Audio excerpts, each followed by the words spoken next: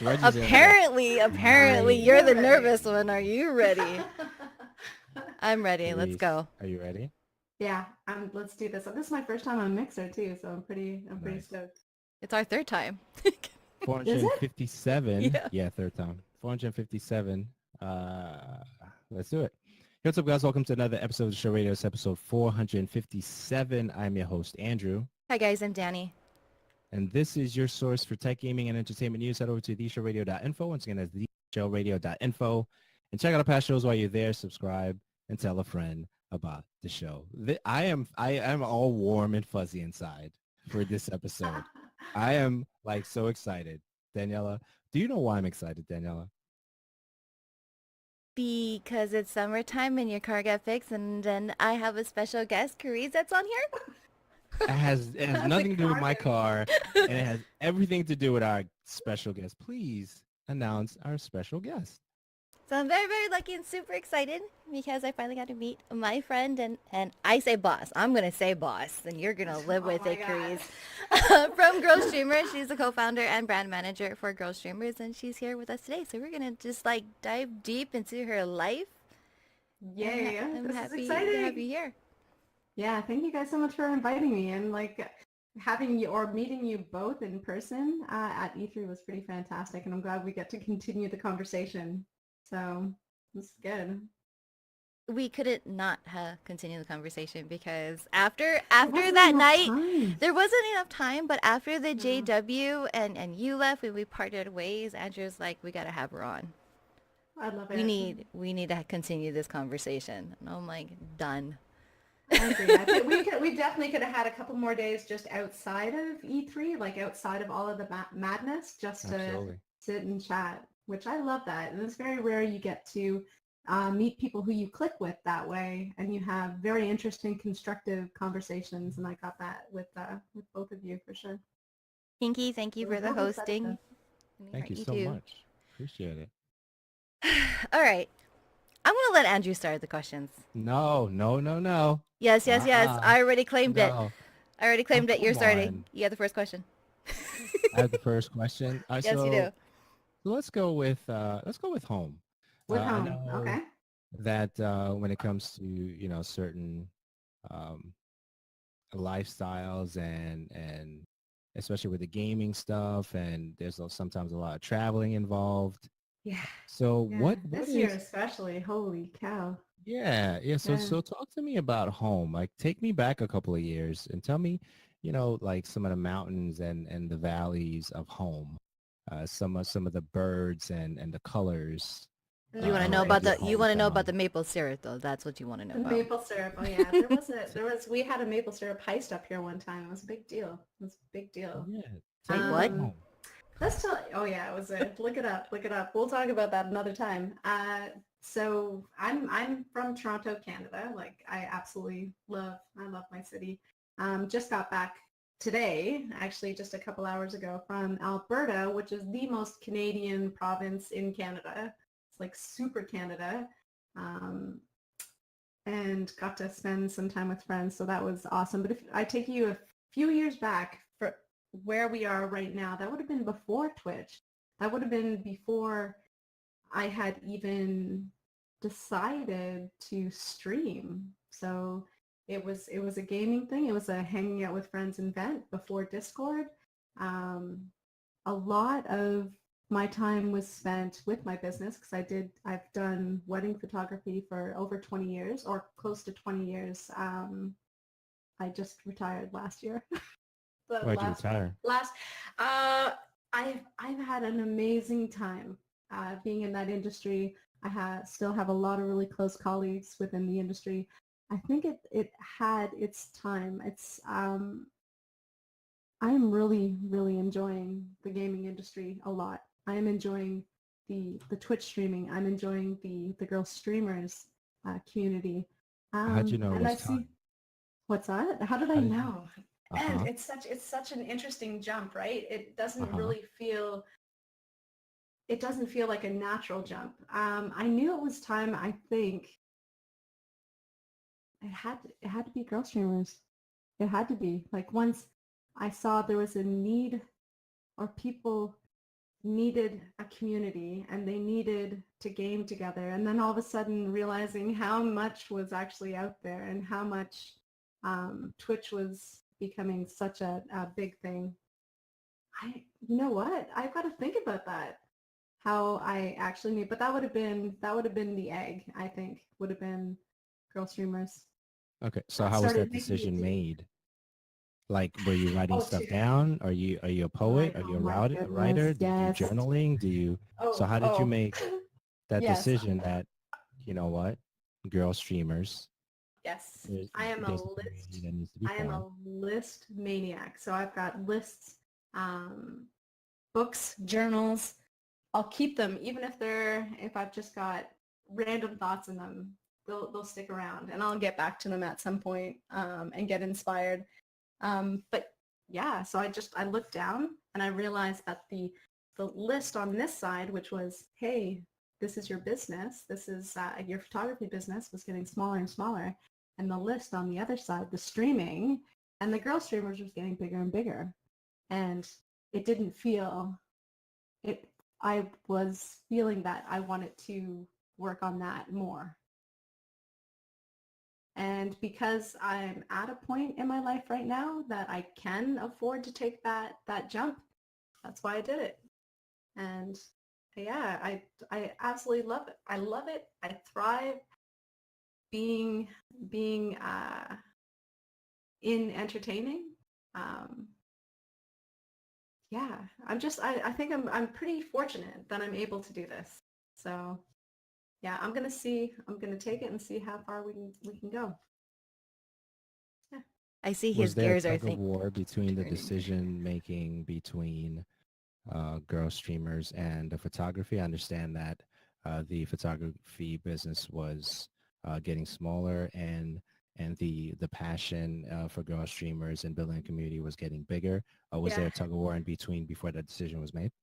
No, the streaming and girl streamers won hand over fist. Like that was a one person on one side of the rope and 10 on the other side. So Okay. it was not difficult to jump over. And like, look who I get to work with, like every day. It's pretty cool. And it's a really unique situation that out of all the companies, all the teams I've been part of, I have never gelled or had such a good business relationship that I've had with the girls there. Like we have Misty Jam, myself, Dead She's Mannequin, amazing. Kiki Nightmare, and yeah, Nymphadora. Like that, together as a team, we're super dynamic. You can't let that go. So. Oh, I love you. Right? Aw. Aw, And I hi, love you Nymphadora too. and King Norma. And thank you for the follow, Patrick's, and for the host as well, too. I missed you guys this week. I'll have you know. Don't Like lie. he's like, put down your phone. Hopefully you're not looking at work. I'm like, I'm sorry. I gotta just like check in, see how everyone's doing. Nymphadora and King says she's there. She's a person that exists. She's a thing. She's a thing. That's pretty dope. Okay, so I don't know if you talked to this with Andrew, but I got to learn something really, really cool about Carize at I was going to say TwitchCon, at E3 while we were just having it up in the lobby. So you said you enjoy entertaining. How did the transition of like being a DJ where Yeah. you're all about Oh. entertaining and then suddenly you're just this photographer? Was there a decision at that point too, kind of like how you decided to retire from being, a photographer, or at least that busy a photographer, to girl streamers? Okay. Or was there that same transition in between becoming a DJ and then I- here I am, I'm I going to would start have to- taking weddings? I would have to take you on a wedding with me so that you would understand there's not a far jump between being a DJ and being a wedding photographer. I am equally as entertaining as a wedding photographer as I would be, say, on stage as a DJ. And I got nervous. Even going on a wedding, just before I got there, the butterflies would, oh my God, are we going to get the right shot? Are we going to get along? Are the families going to be, like, is everyone going to be gelling? So I went through the same things, and I still have to be on. I have to be on all day. I am that personality that has to get people to smile. I got to get people to do what I want them to do. So yeah, I'm constantly on stage all day. And I think that's one of the reasons why I felt a little bit that it was time to move on, because I got drained from that day and it was taking longer and longer to recover. So I would be at a wedding Friday, Saturday, and Sunday, and it would take me Monday to Friday just to, I think we talked about this, Andrew, where it's like, oh, you're drained a bit emotionally and you have to gas up again. Gotcha. You have to, yeah, get all that energy that you spent. So DJing was a couple hours. Wedding would be sometimes 14 hours. So yeah, I didn't find much difference. I was still performing. I still had to be that person they needed me to be to get everybody organized. Does that make sense? Yeah, that makes sense. No, absolutely not. Oh, Jeez. What did you play? What did you play? What tracks? What genres? So I've actually still got, we had a record store downtown Toronto as well for a while. So we had, we would DJ out of that cafe on Sundays, more like down-tempo, fun, funky house, some drum and bass. But when we were actually out and we were doing the clubs or raves, something a little bit more chunkier, mine was more trance. Sometimes a little bit of a deeper, darker trance. But mine was usually an opener, and then all of my colleagues who are DJs as well it would progressively go throughout the night, and then just. Nifador says, Carize did into that. the EDM up in here. Do you feel like you were just always destined to be an entertainer in some form or fashion? 100%. I actually, when did I discover Marilyn Monroe? I thought she was the most brilliant actress on the planet. I must have been 7 or 8. And I had said to my parents as well that that's what I wanted to do. I wanted to be a famous movie actress. And that was my goal. So I kind of got a little bit of it, right? So I get to do Twitch. It's kind of like being on stage. So. And you get to decide your character. Mm-hmm. That's a big thing. That was also a huge pull. Like where I can't get into character like this really in any other profession that I've been in. So this allows me creative freedom to do this and not have to worry about the repercussions of having somebody say, okay, we don't really need you at the front of the store. We don't, it's a little bit weird for us. So, yeah. I'm not weird.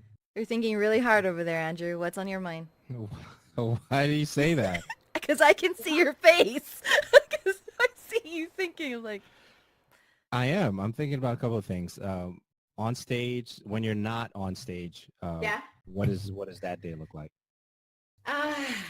When I'm not on stage, what does that day look like? Okay, we're gonna get up. We're gonna get jazzed with some music. The house is usually pumping with something that gets me jazzed. We're taking the dog for a nice long walk on the beach. So it's just like solo time, me and the dog, reflection, writing notes, getting caught up on anything that needs attention on Discord, Twitter, and Gmail and stuff. Planning out what we're going to do for the week with streaming, interspersed with some gym time, and that's it. What do you do at the gym? I'm actually on a strength training program right now, so I'm hopefully going to have a little bit more weight gain, and working on these babies. Nice. She's going to also double as Girl Streamer's bouncer, so. Exactly. So, I got to start working on it now. Okay. So you mentioned, go ahead. No, I want you to continue the question. Okay, so you mentioned EDM, dark trance. What are some of the artists that you enjoy listening to today? And what are some of the artists that you go back to on a regular basis? Okay. I would definitely sacrifice my body to bear as many children as Tom York needed to start like a village. I love Radiohead. That's the moral of this story. I love Nice. Radiohead. I love Tom York. He's probably my favorite artist. So if I were to actually listen to a whole mix, you would probably see at the top some old Smiths, some ska, some. It's funny that I did a lot of DJing of trance and all of this other epic music, but the stuff that I fall back on would probably be like the older new wave stuff from the late 80s and early 90s. That's Okay, my I have one go-to. more. I have Okay. one more, and I'll give it to I Danielle. love Do you music sing at all? I do. Should I? No, maybe not. But yes, of course I sing. Yeah. You play like any instruments? I have a piano downstairs. Yeah, which I haven't since we got Lilu. She was a little skittish when I played the piano when she was a puppy. So I kind of stopped. Like my previous Jack Russell, if I played and I sang, she would sing with me. But so Lilu was scared of it. And so I've kind of abandoned it for a little while. And I really need to get back into it because I miss it. So Yeah. what are we How about waiting you for? guys? Do you guys play? You guys play No, instruments? no. No, We're no, it's not doing about that. us. It's We're about not you. doing that. dare. It's about We ain't you. doing that. Ain't nobody got time for that. Oh. We ain't doing that. Asking us questions. What are you doing? There's I- no I should- redirecting here. I was actually looking at some videos on my Facebook that I had posted when I was learning some songs, like some Coldplay songs, and just getting some tunes figured out, and it made me miss it. Yeah, so that's the only. What am I waiting for? And that's a good question, Andrew. I should get down and do it. Like I shouldn't put it off. Yeah, so It we makes me should happy. stop the show right now. You should go do that like right now. And just bring the camera down with me. Just do We'll it. just play some songs. All right, that'll be on the agenda for this week. I will definitely get down and brush up on some stuff. Oh my goodness. No, if Because I only... had, I had Music Chick here, right? So Music Chick was in Canada she is in Canada, came to Toronto for the Twitch Toronto meetup. Mhm. And her and Hugsy came by to get ready. And she's a musical person, so I just grabbed her and put her in front of my piano. I'm like, play. Play. I love hearing the house filled with that, with the sound of a piano. I think it's so beautiful. So yeah. Yeah, So- if we could learn, the rest of us and girl streamers can learn like instruments, which is me. I think Nymphadora, I don't know We if she could knows have a any preference. band. Yeah, we could, and Kink, and I know. we could just create our own band. I love it. All right. Okay, I'm sorry. Nymphadora plays the drums and she sings. I'm And sorry. she sings. Okay, cool. I can, you know what I could, I'm not any kind of lead singer, but I could harmonize your stuff there, Nymph, if you needed. I gotta can rock harmonize the cowbell like nobody's business. Just cowbell. Oh my God. That's it. Done. Done. And maybe say, okay, everybody Pinky else plays the in the trombone. management knows how to play something except for me. Yeah. Goodness. What were we going to Well, say, I think- Andrew? No, I was thinking you're always a DJ, right? You can leave the photography thing behind. I guess you can always pick up the photography thing as well. I'm never But, gonna. Yeah, I want to abandon it completely. It'll be Right. weddings only. Like weddings is its own beast. But if Right. I have events or families or special engagements, or say if one of my friends here is getting married, yeah, I'm gonna be your wedding photographer. Like I'm Okay. gonna I'll reserve those kind of things for special occasions. But yeah, as far as doing it every single weekend, I'm capped. Okay. So the hour of mixing that the DJs do when they're doing the EDMing thing, it's usually an hour Yeah. and 15 minutes or an hour and Yeah. 5 minutes, depending on the Yeah. thing. Have you ever thought about doing an episodic thing like that? Yeah, you're the quite a few First people person. have asked me. No, quite Not a few it, people no, have asked I'm- me that. Oh, you're the first person. You're totally the first person. We are thinking of, so we sold our decks about half a year ago, and we're kind of regretting that decision. Okay. But I think we're going to add back a digital mixer and then one turntable. So that might be something in the future. You might see that on Girl Nice. Streamers or on Carize. We'll get that. I'm missing some of the music that we have downstairs that needs to needs to reemerge. So Okay. What do you yeah. have in the stash right now, if you do have something that you haven't released yet? Let's see.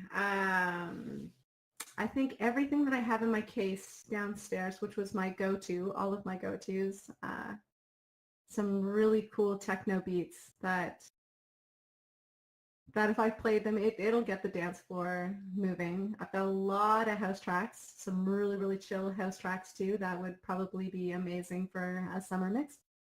And a lot of Tiesto. What else would you guys maybe know? Bonsai label, which has a lot of really hard, chunky trance and some really nice epic-y build up. Yeah, I just have to play you guys some stuff. I got a lot of white labels too. Goodness. Yeah. You're over there. You look super just like your gears I are got turning over more. I'm there. getting all I jazzed. got more. Oh, of course you got more. Go for it. Okay, so how much of yourself haven't you shared yet on the internet? So what part of you that you want to share, but you haven't had the platform to share it with? And maybe tonight is the night, Daniela. Don't drink anything, Daniela. Not yet. I have got to think about that because I don't know if I think, do you want to know something? This whole get up here gives, or it has me a lot more open. I feel like this is my superpower. If there's Okay. and I maybe things that people don't know. Maybe they don't know my real name. Maybe they don't actually know some of the things that, or where no, I think I'm pretty much an open book, I would think. Okay. So your real name is? My real name is Carize Hunter. Fair It's enough. right there. Carize Hunter. No, it's Carrie Ann. Carrie Ann is my real name. Fair So enough. I got Favorite okay. color? Sticking with that before Yeah. we move on, because I had a hard time being okay with sharing my name. It was a huge like struggle for me, just because it's. Okay, I guess my question is, do you feel that because it's the internet, like your real name, your government name, your birth name, is that one Yeah. part of your identity that you actually kind of have somewhat control over, that you can keep to yourself because it's the internet? Yes.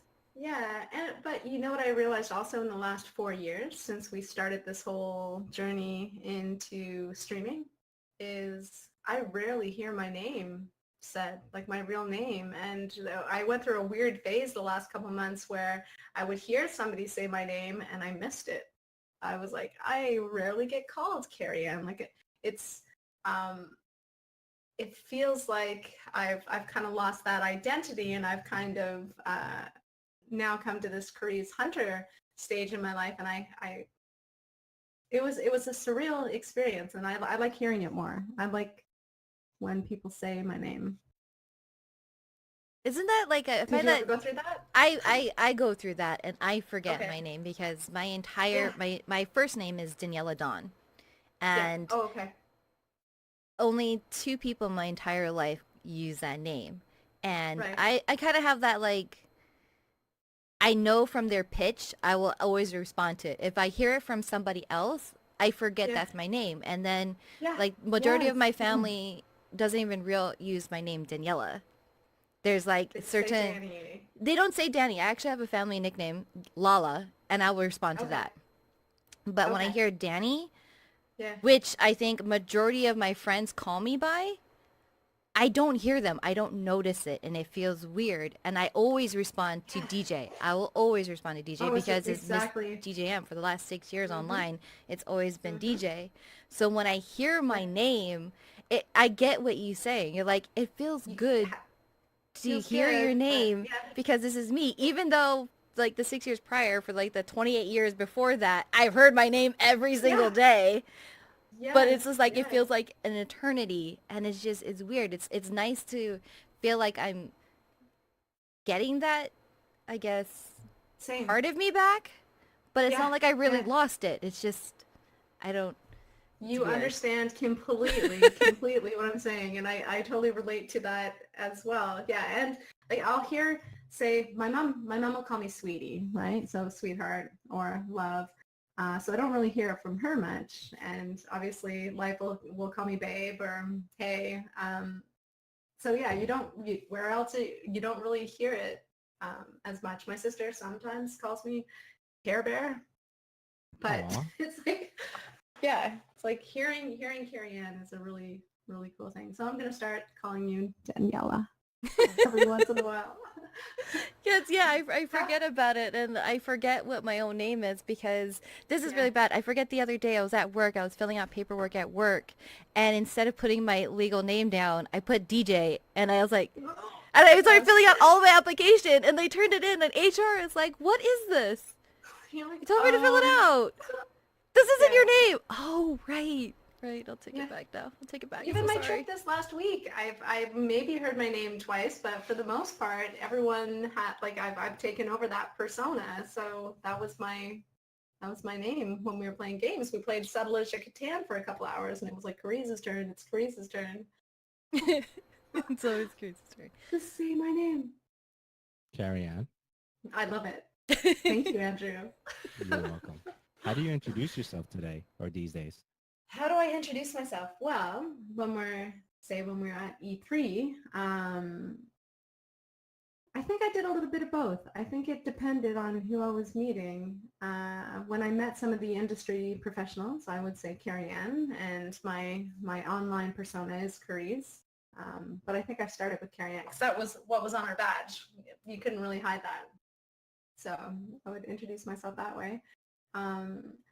A lot of events that I go to in Toronto are starting to become a lot more Twitch oriented or streamer oriented. So I'll introduce myself as Carize as well. So, because this is my brand, right? So this is to introduce yourself this way and leave that with whoever you're talking to. That's what I want. I want them to know who Carize is, right? Because this is what I'm building. And who is Carize? Carize is an entertainer on Twitch, sometimes entertaining.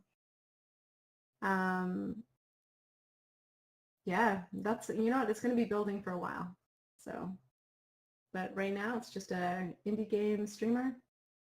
And yeah. Okay, I want to add on to that question. So one of our big things at Girl Streamers that when we are asked for advice about being a streamer, one of the things that we tell them is just to be yourself, don't be anybody else.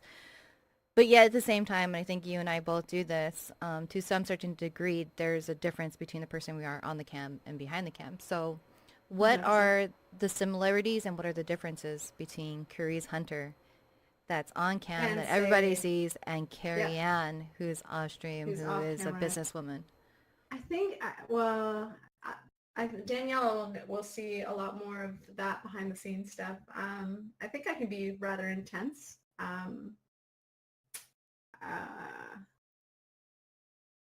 Focused. Not that I'm not focused when I'm on stream, but it's a little bit more relaxed. You can be silly. You can have the camaraderie with whoever is in chat, and that's playtime. But then after that, it's focusing on, okay, what needs to get done? How do we get to the next step? So maybe there's a little bit of planner personality. It's really hard. Like I said to you guys at the beginning of this, it's really hard to actually analyze myself and give you honest answers until I actually know for sure.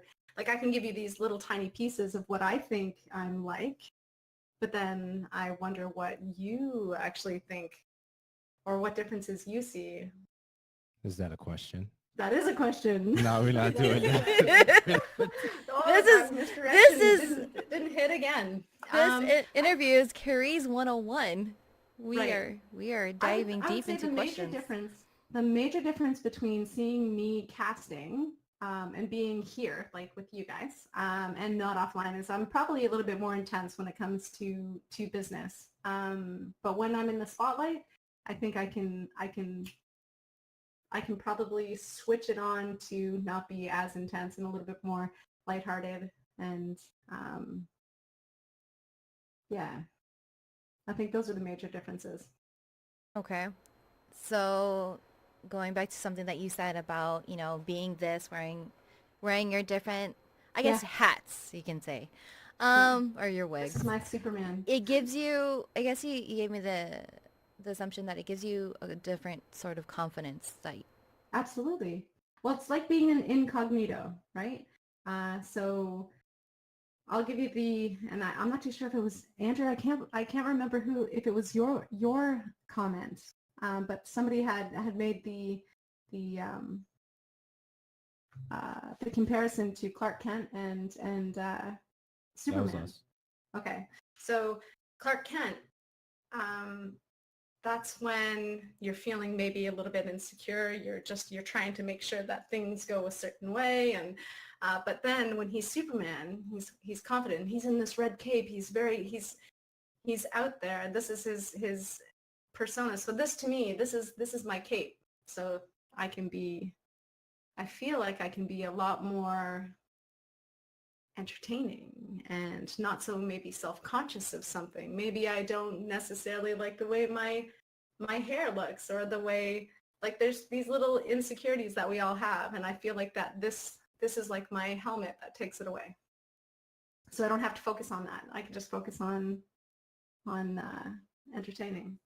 I feel like I'm gonna cry now. don't cry. Getting deep. Don't cry, Getting deep. Carrie Ann. But I love getting dressed up. So that's probably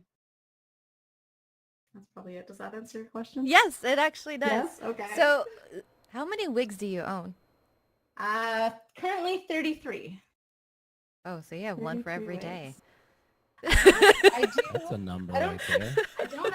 I don't wear them all. As you can see, like green, I'll wear for a special occasion because we do a lot of green screen, so I'll have to adjust my environment. But I think the ones that I've got some that to transform my gender as well. So I've got like some short businessmen wigs as well. So there's a range of different wigs that I have. Colorful ones that I usually wear on stream, and still collecting more. What started that? Started probably back in high school. I just loved I think it's just dressing up. I used to, before streaming even existed, before PC gaming existed, I used to have wig parties with friends who came over, and we would just like hang out, play ping pong, and they would just go through my wigs and wear different wigs, do like photo shoot and stuff. Yeah, That's just actually fun, really fun cool. stuff. Wig parties, like what? That's a thing? Yeah, it's a thing. It's totally a thing. We can have Tupperware parties. We can have wig We can parties. totally do that. Yes. But it's Andrew? fun. You're just... You're thinking over there. Yeah, you can go ahead. You can go ahead. I'm writing notes over here. Like, You're like, wig parties. All right, yeah, then. so let's go back to this high school stuff. Okay. Tell me some stories from high school. From high school, I don't know about you guys. I know the conversations I had with friends this week, I'd say about 50% of them loved their high school experience. I remember a bit of it. I think I loved college. I loved college quite a bit more. High school was an experience. I did. What kind of experience? Neither negative nor positive. It wasn't. I wasn't at any extreme end of any clique. I wasn't like the drama star. I wasn't the quarterback on the football team.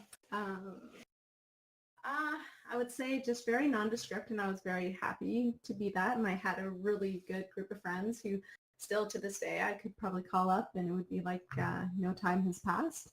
I didn't get a heck of a lot out of high school. I don't think education-wise. Socially, maybe I got a bit of a style, so I was more of a gothy type person in high school. So hair super bright red, black lipstick, sometimes like all in black, sometimes like something vibrant, but yeah. How much talking Nothing. did you do in high school? As much as I'm doing right now. I talk a lot. I talk a lot on camera and off camera. So the major Yeah. differences between the college experience and high school experience, how would you describe that? I got so much more business knowledge being in college, obviously. I focused a lot more on the academics than I did in high school. High school just felt like it was a day where my parents didn't have to babysit us, like, or look after us. Like, that's really, I didn't, like, I can't even say there was a specific class that I learned anything from in high school. I don't know if you guys had the same experience. So because I went to college and high school here in Toronto. And yeah, I think maybe it was a maturity thing too. It's hard to go through school when you're going through puberty as well. Like that's a difficult thing. But college, I was like, I am going to make sure I'm going to make this, I'm going to do really well. I'm going to have awesome grades. I'm going to get through this and hopefully get a killer job out of it. So there was a different motivation and a different focus for college. So that's why I liked it so much. And I was DJing on the weekends back then too. So You had a bigger party life than I did through college. yeah. So It I was was having easy. a We were conversation. the rave scene. I was having a conversation with someone recently, and I told them that we're having a guest on tonight, and she has a beautiful mind. How much You how are much so of that do you sweet. think Thank is? you. You're welcome. How much of that do you think is underestimated or overlooked? And do you care? Well, okay, so you're putting that back on me again. I don't know. I can't answer that question. I don't know. I guess we all get from each other what's good for us and what's like I get tons of stuff from you guys. Like it was awesome having a chat with you, Andrew, and I got a lot from that conversation. So you have a beautiful mind as well. Miss DJM, the same thing. And it's like I think you connect and then you get stuff from each other, and so I think the question was difficult. So how much do I think I still have to offer that I haven't given? Is that what you mean? We can go there. I don't know. We'll see how far I can go. I think I could give as much as anybody needs to have, or anything that I have is belongs to you guys. So yeah, I wouldn't hold anything back. If that makes sense. He has a Daniela. follow-up question. I see it. No, I you can go see ahead. it. On a bated breath. I see it. I'll give her some time. Oh, okay. He gives you a little break, so I get the easy questions. From your years of streaming so far, Yeah. how do you think it's affected your life in positive ways and negative ways in which it's changed who you are from before you started?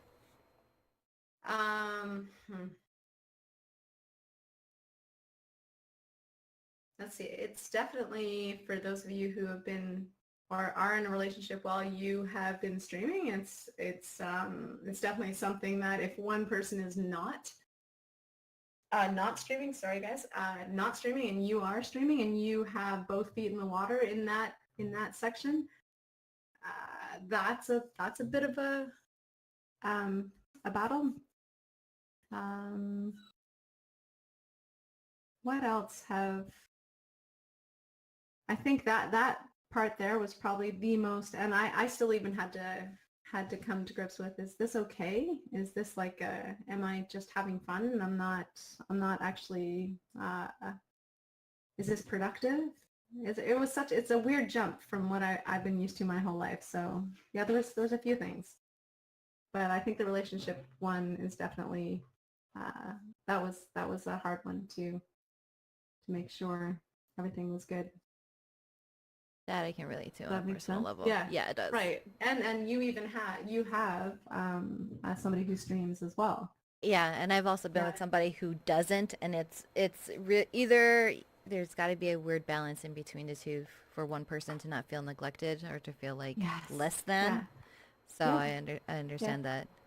And then you still have to somehow get it across how important, like if you're actually going to put the effort into making this radio show or a podcast or your Twitch channel, I think coming up with those conversations about how important it is to do all that marketing and all that work that's taking you away from going for a walk or doing like a date night. It's like there's so much work involved that's not outside of not streaming. And then unless you're gonna go for it and do it and do the work, it feels to me like it's not altogether worth it for me.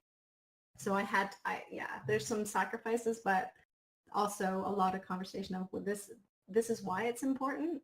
This is what I want to do, and here's what's involved. And are you okay with it? Okay. So taking from your experience of going through that, what is some advice that you would have for couples, married or not, to work through, considering one person streaming and one person's not, and working through that? Yeah. What would you tell them? You have to have. Before you answer that, Daniela, if I may. What? Can you talk about the sacrifices first before you answer that? So the sacrifices? What do you mean? So the sacrifices that you have to make on either side? Correct. I could tell you the sacrifices that I would have to make. See where I might work through the night to get something done. And this will answer both of your questions. I have shut-off points. So that's my compromise. Like before a certain time, say before life has to go to work, I will not be on the computer. We're going to have that time. I have a schedule, and he will know exactly when that schedule is going. I will try my hardest to keep to those schedules. There are some days and some weeks where you do actually have to shuffle it around, but I try really hard to keep that schedule. Lists, letting them know, here's what I need to do and to accomplish, and it's going to take us this long, but on Thursday night at 8 o'clock, we will go see that movie that you really wanted to see. So it's just, and at night as well, typically at 11 o'clock, I will shut everything down. Games will go off. This whole office goes down. My phone goes off, and that's it. We will sit, we'll watch TV, we'll play a game, whatever it is, but that's it. I have to make those hard cutoffs. And then that way it's just, I'm not sitting here pretending to enjoy a conversation while I'm doing this, right? So it's not necessarily a sacrifice, but I know Miss DJ's work habits, and I know she could work forever. And she's got so much on the go, she could go. And I could do the same thing. I could go and just keep working. All of a sudden the sun's coming up and I'm still doing stuff. So those are some of the sacrifices I made. And I think they're good, healthy ones for you anyway. So I think those are good. Yeah, I think those are just good relationship advice and just a tech-heavy world, period. Even if you're not streaming, you just have to have that time where you shut off. Right, Andrew? Where you turn off your phone for an hour a week? No electronics for an hour, at least a week. He sees that. Sleeping, yeah. It'd be amazing though. Like even if I had one girl streamers meeting while I was down on the beach with the dogs. It was a little chaotic, but I thought that was really cool. But typically when I go with my dog for a walk, I'll also shut off my phone and just pay attention to my dog, watch the water, and just get away from the computer and just absorb other things. See? 2 people saying you should just absorb the world. I'm sorry, you lost me when you were saying 2 people. Parts. I think I missed that whole dialogue. Yeah. Well, I know for sure that when we had the conversation, which I think it was about 2 hours, maybe more, we didn't have a phone in sight. Like there was the technology, all of us actually at the table, and nobody had their phone. Everyone was super engaged in conversation. Yeah, I love that. I absolutely love that. Well, it could be considered rude. We need more of that. While we're having a conversation. Hopefully you didn't even feel like you needed to, like it wasn't something that you wanted to pick up, right? And same with Miss DJ and I think the only time she had to pick it up is because she was like, hey, are you okay? Did Carize kidnap you? I think that's the only time. She's like, no. Then back down. I'm still alive. Okay. Man, I feel like I have like so many more questions for you. Okay, Andrew, go ahead, because I know you have some Girl more. You've been taking it. streamers. Yes. Yes. Great name. Yes, it's fantastic. How That's did why how I did, love it so, so much. I love how did that come yeah. together? Well, you would have to talk to Dead Mannequin about how she came up with the name Girl Streamers, but I know Right. that the legend is that she had Don't found put it her really name on that difficult. list. She's gonna kill you. She's like, I don't want to be on any show. I don't talk to anybody. Girl streamers. So Okay, go ahead. legend has it that she had she was looking for other female gamers to play with, which actually, you know, it's really funny. One of my friends, Mistake, who I was with this week, had the same thing. She was like, oh, I can't find any females to game with. I'm like, come on over to Girl Streamers. We got tons. So it was born of that. And then she was like, you know what? Let's see what's out there. Let's see if we have some other female gamers that are interested in forming a group. And that's how it started. And then Nice. these Twitter groups were made, and everybody thought it was an awesome idea as well. So she was the first to market with it. So and then Word. here we are now. And I was part of one of those groups. Nymphadora and Kinky were part of one of those groups. And then we stole Miss DJM. Word. We kidnapped her officially. Yeah. Yeah. She's dope. That's right. I remember Nymph thinking, she was like, girl streamers, is this some kind of porn thing? No. Goodness gracious. How did we get Well, at there? that time, you never knew. There were some weird things going on Yeah. during that time in the streaming true. world. Yeah, I mean, they and still you are. had to but... be weary of stuff like that. Totally. Mhm. Yeah. Right. So going forward, I wanted to ask this question. So when Go ahead. Dad approached you about this and growing it Yeah. and picking it up, were you instantly on board, or were you like you had to sit there and create your list of pros and cons of like what is she asking? Like what is this idea? Like how can it benefit me? How is it going to add value to Yeah. my life? How it's going to Yeah. how did that process go How did through in your that- head? So when it was actually started and the people started collecting and this group was formed, it was just kind of like this space, and all of a sudden it went from this many people to boom, boom, boom. It was growing substantially in such a short period of time. We're like, okay, we need to manage this. We don't want anyone to leave. This is a great thing. So we gotta start like organizing, say, a new Discord. We have to make sure that people are going to what are we going to be providing? What are we all about? So we went through all of that as well and started to brainstorm about that. Yeah, I had the pros and cons, actually, believe it or not, didn't come until about a year in. I started to think, okay, we have now, the dust is settled. We're still getting a lot of people in. Now we got some work to do. And if we're going to put in all this effort and we're going to put in all of this time, what are the pros? What are the cons? Cons, obviously, your time. You're still being dedicated, though, to something that you absolutely love and enjoy, and every morning you wake up, you're happy that you're part of this. But for me, just for me personally, the pros and cons came about a year into it.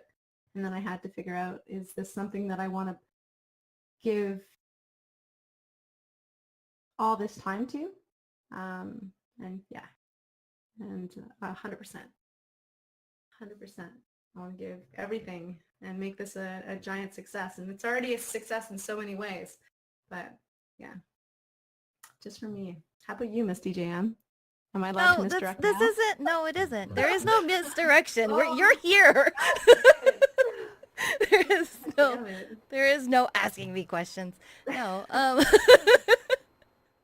But I think, like, we all do that, right? You do realize that how much time you're spending on something, and you have to take a step back and go, okay, well, is this going to be worth it? Is this benefiting anybody? Is it just for my own personal gratification? Is it like what is it? You want to have a lot of one, making sure that everybody else is getting a benefit out of it, and then you're getting a benefit out of it as well.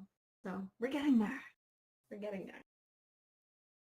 Okay, how do I phrase this question? I need to think about rephrasing this question. If you have another one, Andrew, go for it. I gotta think how I want to phrase this. I do. So 75 to 100 episodes in of the show radio, Yeah.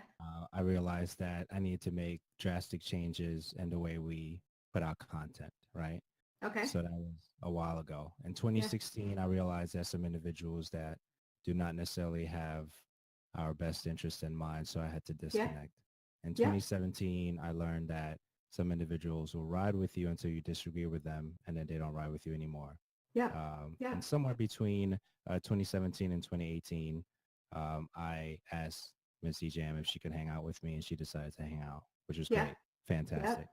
So Yes. between those situations, you have your wilderness experiences, and then you have your milk and honey experiences. So I would like for you, Carrie Ann, Yes. to share with me some wilderness experiences as well as some milk and honey experiences. Well, I went through the same kind of experiences, almost verbatim, of what you went through, where along the way you do have people that you're working with or you think are working with you, and they end up not being a great fit, or they're maybe in it for different reasons, and you gotta know when to let that go, and when to start looking out for your plans and check things off your list.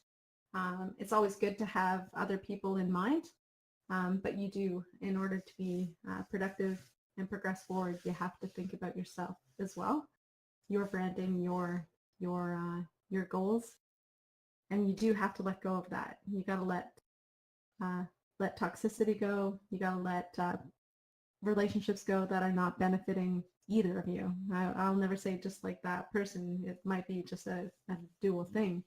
And stick with the people or the energies that are good for you, because they'll help propel you up. You'll propel each other up. So yeah, is that good wilderness experience? Tell me more. Tell you more. I don't know if I'd ever get into a specific situation, because it would be That's fair. probably unfair to some. But I know that exactly what you said. Sometimes you need to learn to move on, and if something's not working, you have to move on to the next things. But always try. If you have something that you're passionate about, or if you want to figure out, it's okay to fail so many times. That just helps get you closer to that success. So Okay, Carrie Ann, yeah. you're playing with me right now. You're playing with me. What? Playing with me. Dodging. Girl, you playing with me. Dodging. All right. How do you refuel after devastation? Okay. Devastation.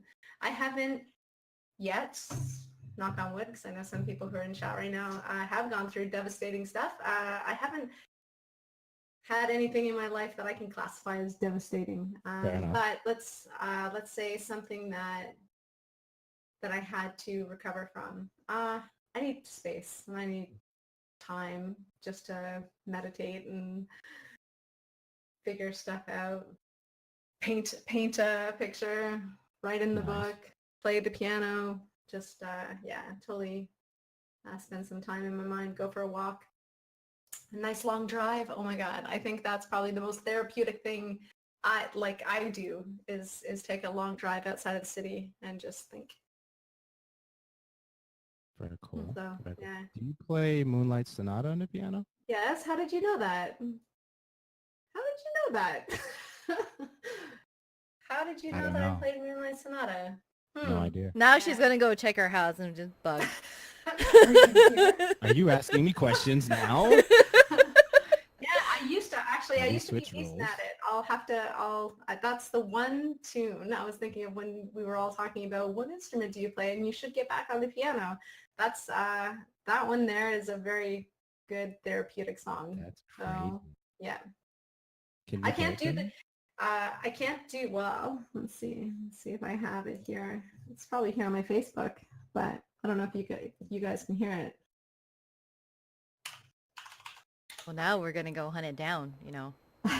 We're going to make sure, and it's going to be a part of everything.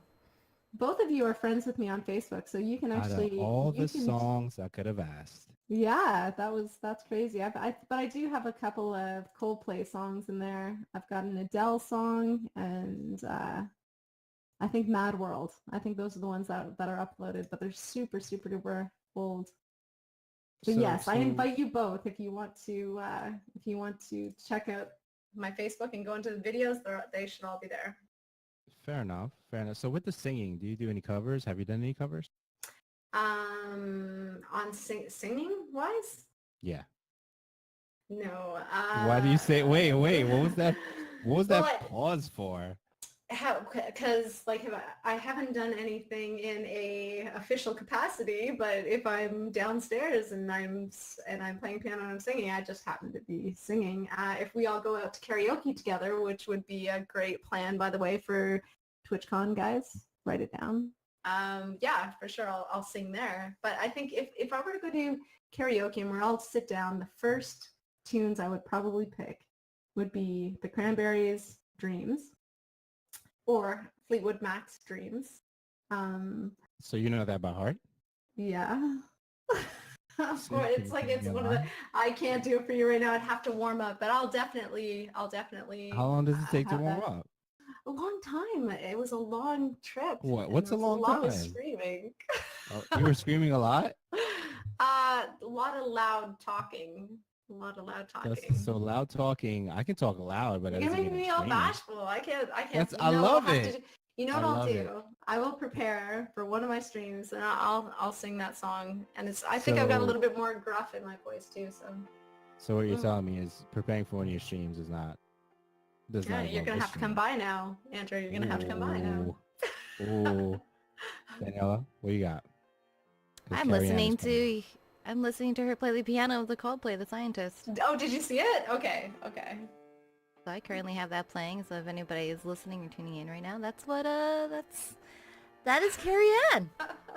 I think that one too was probably, I was plinking along there because that was the first day I was learning how to do a couple of, I think the right hand choreographing with that, but it's like, let's do something non-traditional and like do some Coldplay.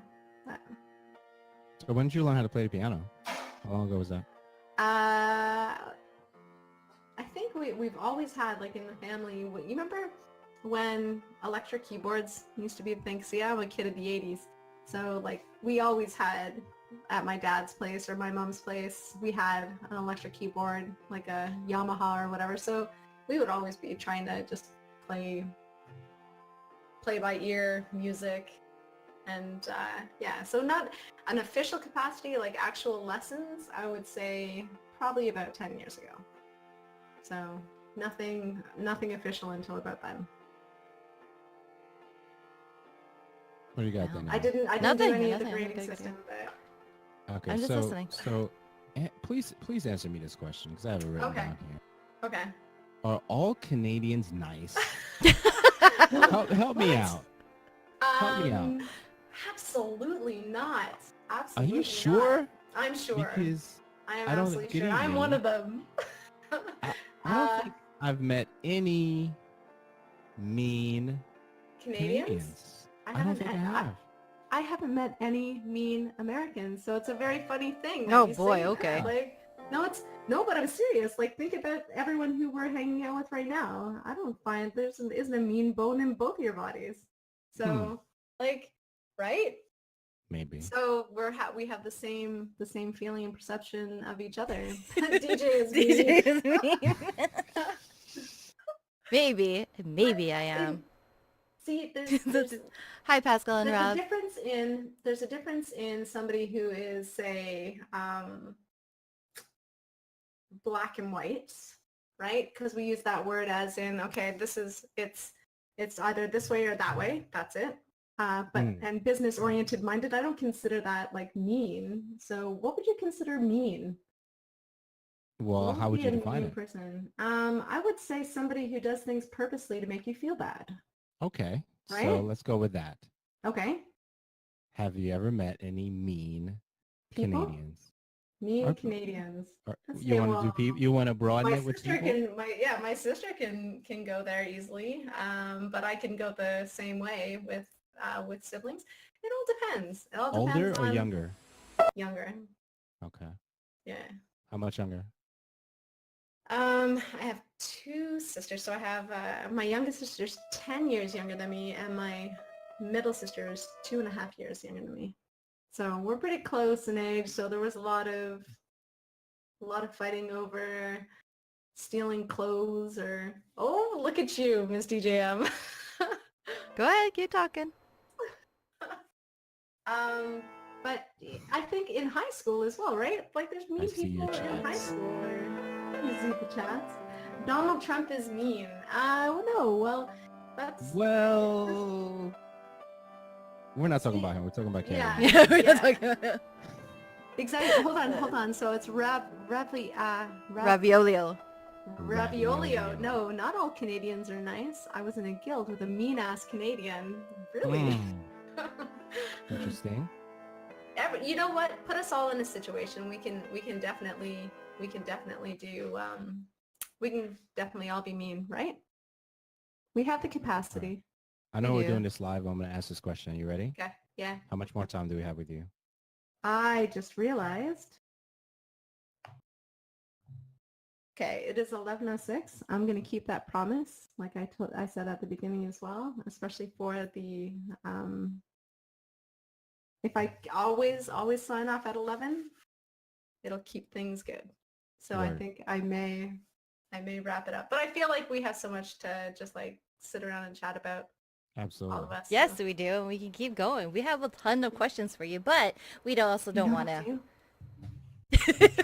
Let's go like 10 more minutes. 10 more minutes? Like, Okay, that's so- what we're gonna- So let's Yeah, dig she was with that one. into let's dig into the streaming stuff. Much more girl streaming stuff in the last 10 minutes. Can we do Okay. that?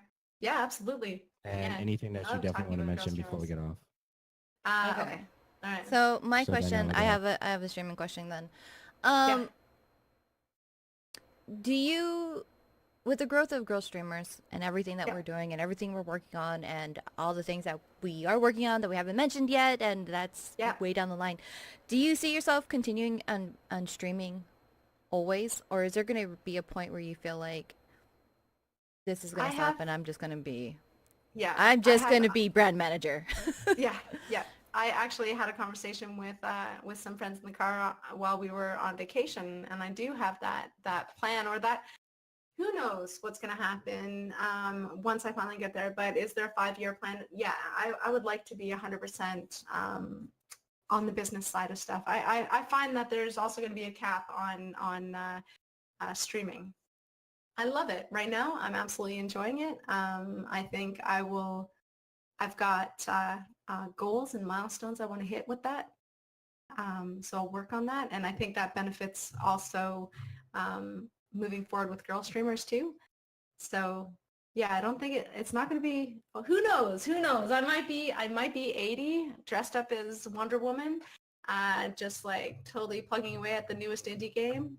And you guys will be watching it on Twitch. I'm not too sure. But I know right now where my head is at, I do have a cap, and I'll probably be moving over to the business side more 100%. That's what I'd like to do. Okay, so Yeah. do you feel that there's a possibility of you doing that now? Like if you just decided, you know what, I think I can do that. Like, this is what I mean. I needed to rephrase this question. Right. So I we think I obviously know. know that all of our branding and everything is done. Everything looks great for girl streamers. Everything is super uniform. This is our look that if somebody looks at even just a small portion of our logo, they know, oh, that's girl streamers, and that's all due to you. Yep. Do you ever foresee yourself like another company coming along and it's like, hey, we love what you do for girl streamers. You can continue doing that, but we also want you to work for us? No. On that side, I'll tell you what. The reason I love graphic design right now is because I'm not doing it in a commission basis. I love designing because I don't have to rely on that for my income. It's the same as streaming. Like I don't think I can stop streaming because I'm enjoying it so much right now. Like I'm really enjoying it. So I'm gonna keep going until that I'm not feeling feeling that way anymore. And it's kind of like that honeymoon stage. And I had the same thing with wedding photography, where it's like, okay, it's taking a chunk out of me. I love what I did, but it's time for me to move on to something else. And I love this. I love art, and I don't know if you knew this as well. I've been here for a while, guys. But when fresh out of college, I was actually working for a newspaper and a French magazine. So a lot of my career was spent doing graphic design, and also doing it for clients and other people and what they wanted, and not being able to fully design my vision of what I think it would be best for them. So it was always something that was manipulated. And I like when I finally started doing it for myself, and then when Girl Streamers came along, I was like, yes, we get to work on this and have creative freedom. Yeah, so I don't think I can go backwards on that. I think anything that I do, say with photography or with graphic design going forward, will be only for personal use. And everything else, like the business side, working on some of the other projects that we discussed and that we haven't implemented yet, that's probably where I'll be focusing career stuff on. Mm-hmm. Andrew, go ahead. No, and I'm good. I'm getting sad now because she's about to leave. My goodness. You can't see like all this blushing through this. Like I totally underestimated that West Coast sun. Holy cow. Like I've got a burn all down my back and everything. So, there's a blush underneath this. This is a personal question that also includes, it's more personal than it is Girl Streamers, but it's involving both. When you talk to companies, when you talk to brands like at E3, and probably going into every other con and leading into TwitchCon, when you approach them, are you approaching in a business standpoint for yourself personally first, or Girl Streamers? Always Girl Streamers first. Always Girl Streamers. So like I told you guys at the beginning, it's so much easier for me to sell something else, or sell another idea, or sell like a collective, which is what we are. It's not me. It's so I can get jazzed about that, and I can sell easier the concept of Girl Streamers, what we're about, and why they need to be, for lack of a better expression, in bed with us. They need to, why they're going to benefit from being partnered with us before me. I still don't mind being the contact, and I'll introduce Carize the channel, get them jazzed about that as well. But it's so much easier for me. I don't know about you guys as well, but it's so much easier for me to sell another concept than to focus on me. And that could be totally a not wanting to come across narcissistic. I think maybe that there's a bit of a fear inside of me to come across that way. Yeah, I get that. Yeah, even though it's important, like if you want to make those milestones, you do have to sell yourself. It is important. You do have to be your brand. You do have to be confident in what you do. Or your growth goes like this as opposed to this. Answering Nymphadora, I think I did ask her a question, not so much phrasing it in that way, but she did somewhat answer it. But if Carize wants to re-answer it or rephrase it. Okay. Not sure if you asked this question, but when you became in demand for Girl Streamers, did you expect it to turn into what it is now? No. Oh my God. I think every month we get surprised by something. Like, what? We think about Nymph when we started and Discord was still a baby. How many things have changed? Like there's no way I could have, or any of us could have imagined how it would turn into what it has, like all of these different cool resources that we have, Medium and Twitch and Mixer, Facebook Live. Like there's so many different elements that popped up after Girl Streamers had started. So no, I didn't. Did I know it was going to be this big? Absolutely. You could see the trajectory when we first had the first Twitter groups happening, like how it started like this and then just started to explode, and then we had to build a bigger boat. So yeah, I knew it was going to be big. Did I know how many different directions we could go? Dad had quite a few ideas. You guys all had quite a few ideas. I had some direction of where I thought, say, creative might go. But yeah, does that answer your question? I think that was a good answer.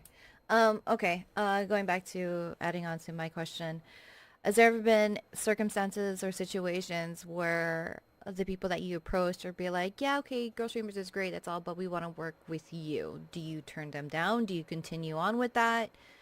Of course, anything that's gonna, you would never turn that down. Of course, if they want to work with me, they say, I want to work with you directly. Yeah, for sure. Because then now, not if they don't want to know or work with girl streamers yet, they will. So They will. I will make they them. will.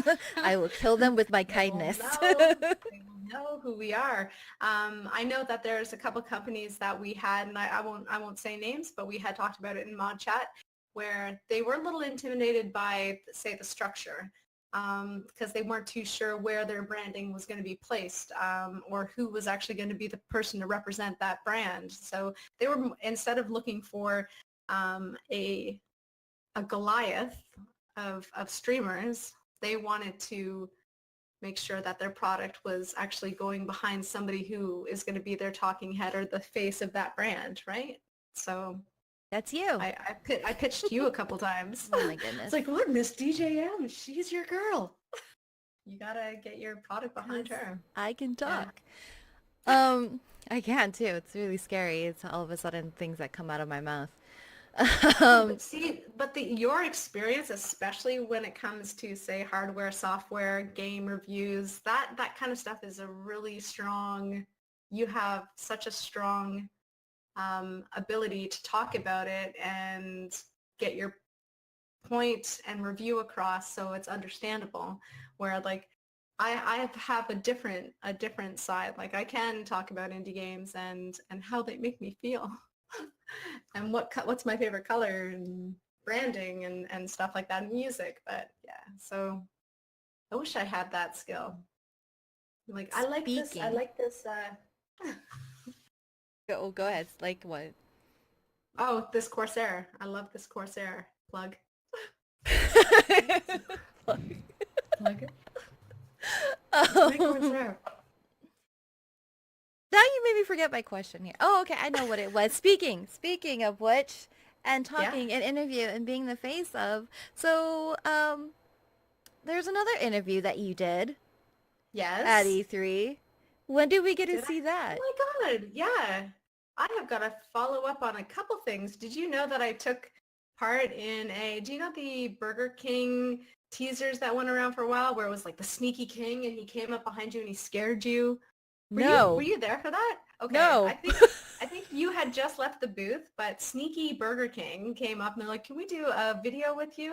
And I've been looking for it and I can't find it, but he came up behind me and he scared me and then I got like to shake his hand and stuff. So that's out there somewhere. There's also one on the BBC, which I should have followed up with. And that was also for a product that was over in the indie section. And I think it was just it was a resolution converter for old games on the Xbox and PS4. And I didn't follow up with that.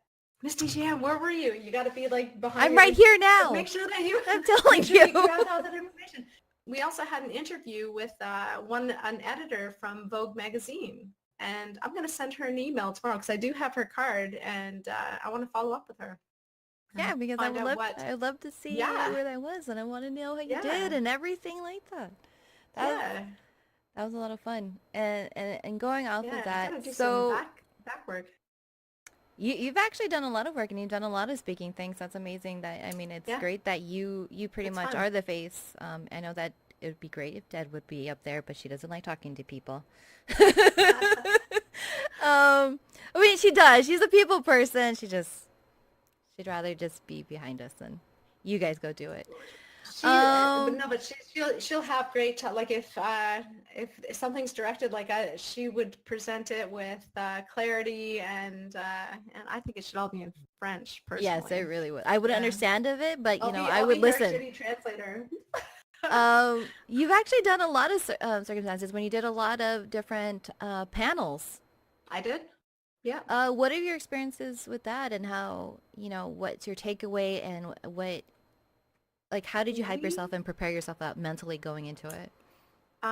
Just like we said at the beginning of this, every time I go on stage, anytime that you're going to do an interview, you're going to do like a set or something, you still get those butterflies and you're like, but I think for me, the most important part is to have a great moderator and have people who are good at pacing a conversation. So if all of those elements or all those ingredients are present, you have a great interview or a great panel. So for me, I think you were around, Misty Jam, when I did the one for Ontario gamers. Yes. Or the Ontario Interactive Women in Gaming. That was a lot of fun. That panel was a lot of fun. Unfortunately, it was a pay-per-view, so I couldn't get my hands on a copy of that. I'll follow up with that and see if I can actually get you guys to see that, because we featured Nymphadora's video in that panel too, and that was a success. I have another one coming up in August for a Twitch Toronto meetup for August.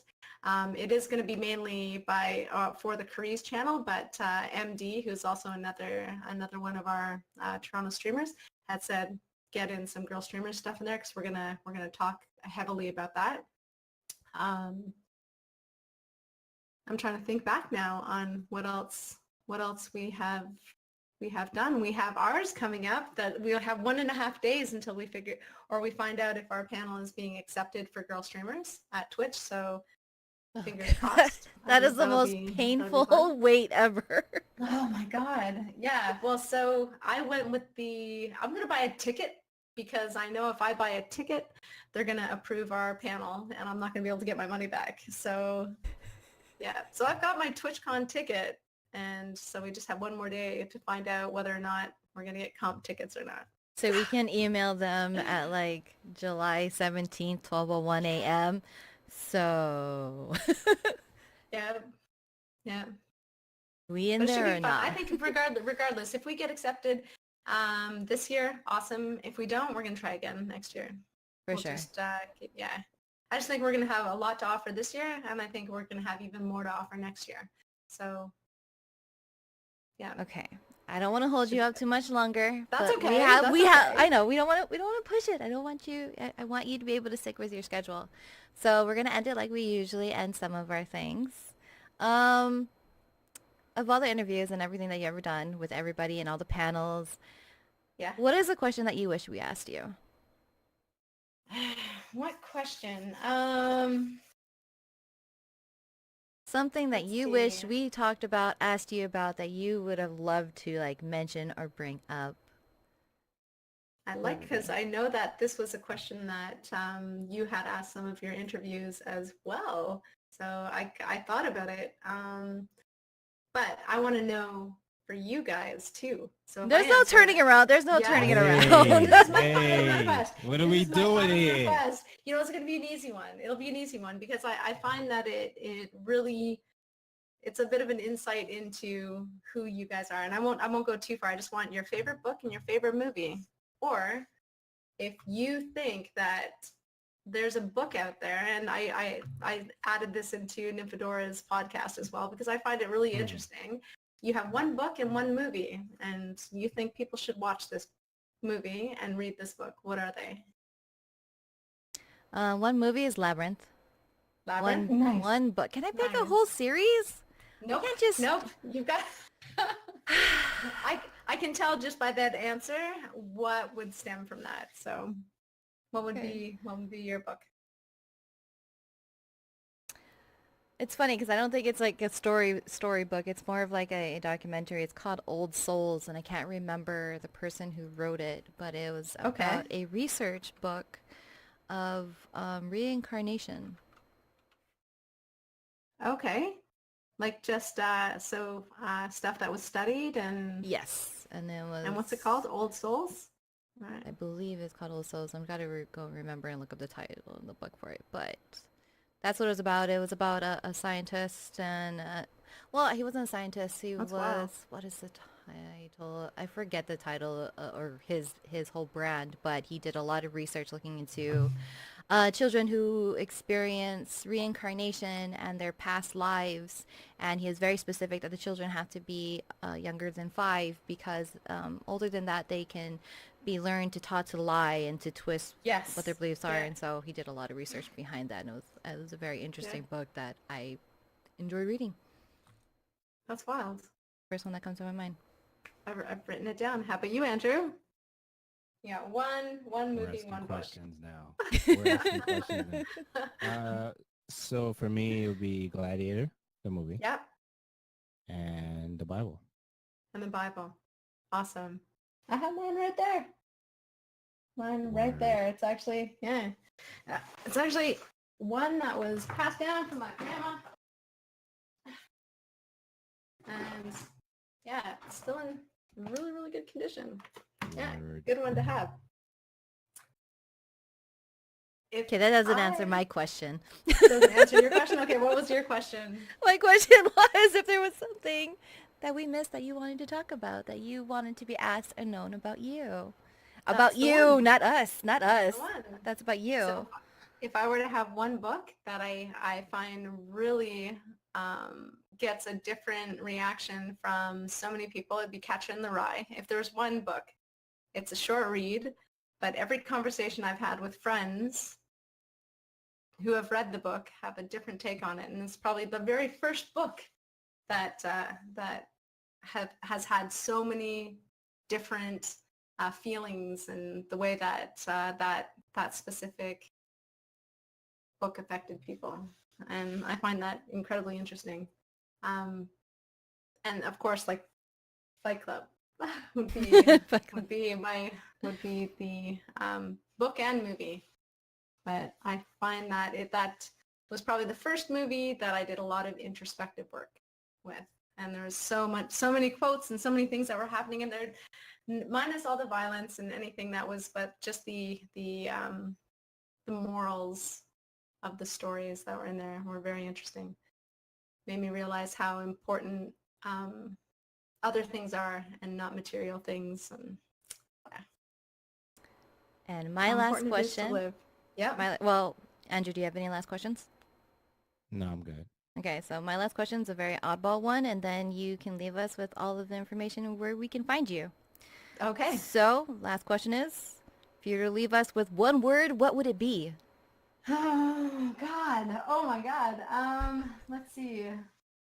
Totally not scanning my room right now for just a random word that's like hanging out on a book.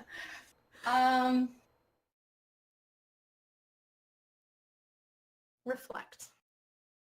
Oh, that is a good one. And yeah.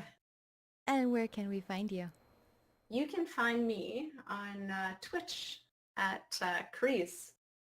On Twitter, Carize Hunter. I think every other media that I have, including Discord, YouTube, those are all just Carize. So I think the only Carize Hunter is going to be Twitch. But I'm on Twitch Mondays through Fridays, usually streaming a very interesting macabre-like indie game, just hanging out with chat, which I love to do, and on Tuesdays on Girl Streamers. And I think we're going to switch that up depending on how many games you have there, Miss DJM. We might do Mario Maker or some indie games.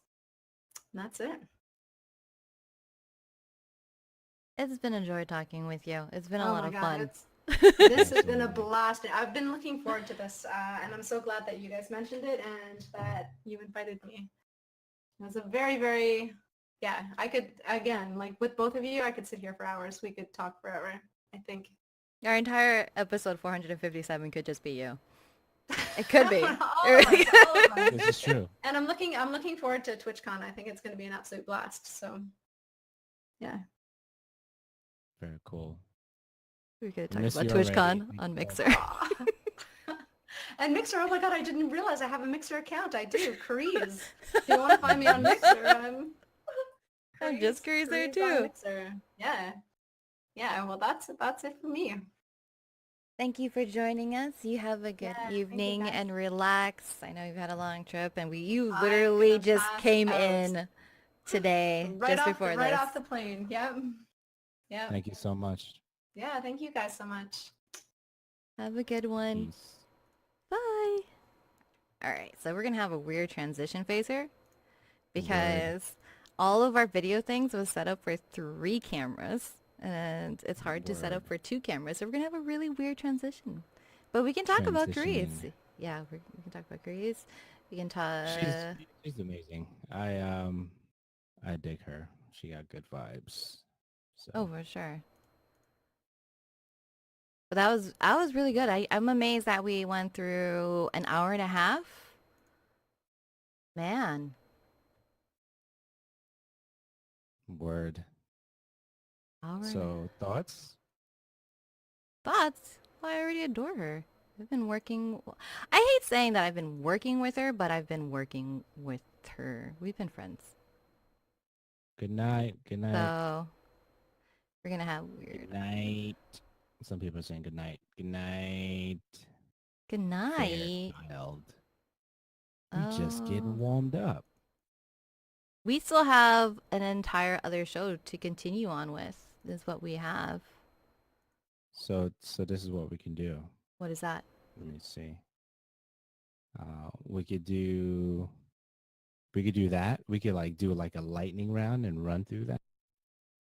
Or You we can can if you want to. break it up. So What do you mean? what do you guys think in chat? Lightning round? You guys Lightning wanna do that round? while you guys are in here? Lightning round. Is that what it is? Lightning round. Because there we go. Nymphadora. There we go. You only came for Carize. All right, so we still have all of episode. Oh wow, your camera's all funny Mine's looking on all- my side. I gotta mine's fix all- yours. I gotta Mine's fix all it. messed up. No, I'll fix it. I'll fix it. I just didn't realize that I made it so. I'll center for your cam. I can work on that though. But we have all of episode 457. We have a lot of. Well, we don't have a whole lot of stuff. That's all right stuff. It's all my fault. You can blame it on me. Listen, I'll take the blame. I got no problems taking the blame. As you guys, Final Fantasy is now live. I gotta wash my hair. My old Final Fantasy 14 excuse when I didn't want to do something. Gotta wash it. Okay, we're good. I'm ready to go through the rest of the show. We can go and do this. We have all of our notes ready. I'm ready to talk about this. And You thank ready you to talk about so much, Carrie Ann. I'm gonna go with Carrie Ann. She's amazing. Thank you for joining us. That was like a whole. I feel like you can be friends with somebody for a really long time, and I've known her for just over 2.5 years now. And there's still so much more to learn about a person. You just have to be able to ask the right questions. Absolutely. And I think she's amazing. So we're ready. I'm ready. You ready? Yeah, I'm ready. A couple of things. Gunship, retro, synth music. What's that about? Oh my goodness, I wanted to just kind of mention that to her too. I was thinking about it. So I've been listening to this band called Gunship lately, and I don't know what it is about my mood this past week. I've kind of been in this weird headspace, and I think it's because I've been working these 12 to 14 hour shifts every day, and I got to be up at like 3 o'clock in the morning. I got to be up at 3 o'clock in the morning tomorrow morning too. And it just kind of threw me into this weird loop of just a weird displacement. I don't know. It felt mental at first, but then your mental, I guess, I don't want to say issues, but I don't want to say sickness, but when you're having problems mentally, it can manifest into something physical. And I just, at the end of like Friday night, I was so incredibly irritable. I was nauseous. I had this migraine. I just didn't feel good. I didn't feel like myself. And I don't know how this band just popped up on my Spotify, and they're like, I heard one of their songs just recently before, and I didn't realize it was from them, but it had to do with Ready Player One, and it was titled like Artemis and Parzival. And it's just like this really nice, easygoing 80s synth video game music that was just like, it felt good, and I was addicted to it yesterday because No, I didn't. It just made me feel so much better in a way. Like music can be a very, very powerful thing, and it's not that any one of their songs really spoke out to me. It was just the beat, the melody, the mellowness of it that I think I really just super needed because I am a workhorse and I love working and I don't know how to not work. So it's just like I can just go, go, go, go, go. But I think obviously at some point you can throw yourself off just just mentally and physically because you're not giving yourself the time to take a break, to take a breather. I mean, even though I do that for myself, it's just like days like this week were just really really long days and you kind of forget about that. Mm. So I've just been super enjoying their album on Spotify, and I honestly think the reason why I wanted to bring it up is I think there's a lot of people who would enjoy it. I loved it. I'll check it out. Gunship Retro Synth Hmm. music. Sounds dope. Sounds So, really dope. A lot of retro video game stuff inspired, infused, I would say infuted, inspired. inspired. Yeah. Very cool. Very cool. Very cool. Are you feeling better? Yes. I don't feel 100% better, but I still feel a little bit off, but I feel 1,000 times better than I was. Just not 100%. I don't even know. Percentages are apparently not my thing this today. I don't feel Mm. 100% better, but I feel a lot better than what I was like this past week, especially from Friday. Friday was probably like the worst stream I've ever had. Like I don't know why I continue streaming. I was just so incredibly irritable and just angry. I'm not normally like that. So there's that. Mm. So you were at 85, Yeah, I'd say 89? by there. I'll be about 85 to 90%. So what do you need to be at 100? Do you need to get off, like, and get some rest? Not go to work stop at 3 recording? o'clock in the morning. Not. Got it. Got it. Okay. So Okay. that's it. And that's only one day this week, or what's up with that? It's almost every day this week. Ah. It's great. Uh, So okay. you, what's up with you? What's up with me? Yeah. Well, we're chilling on this podcast. We have people hanging out with us in the chats.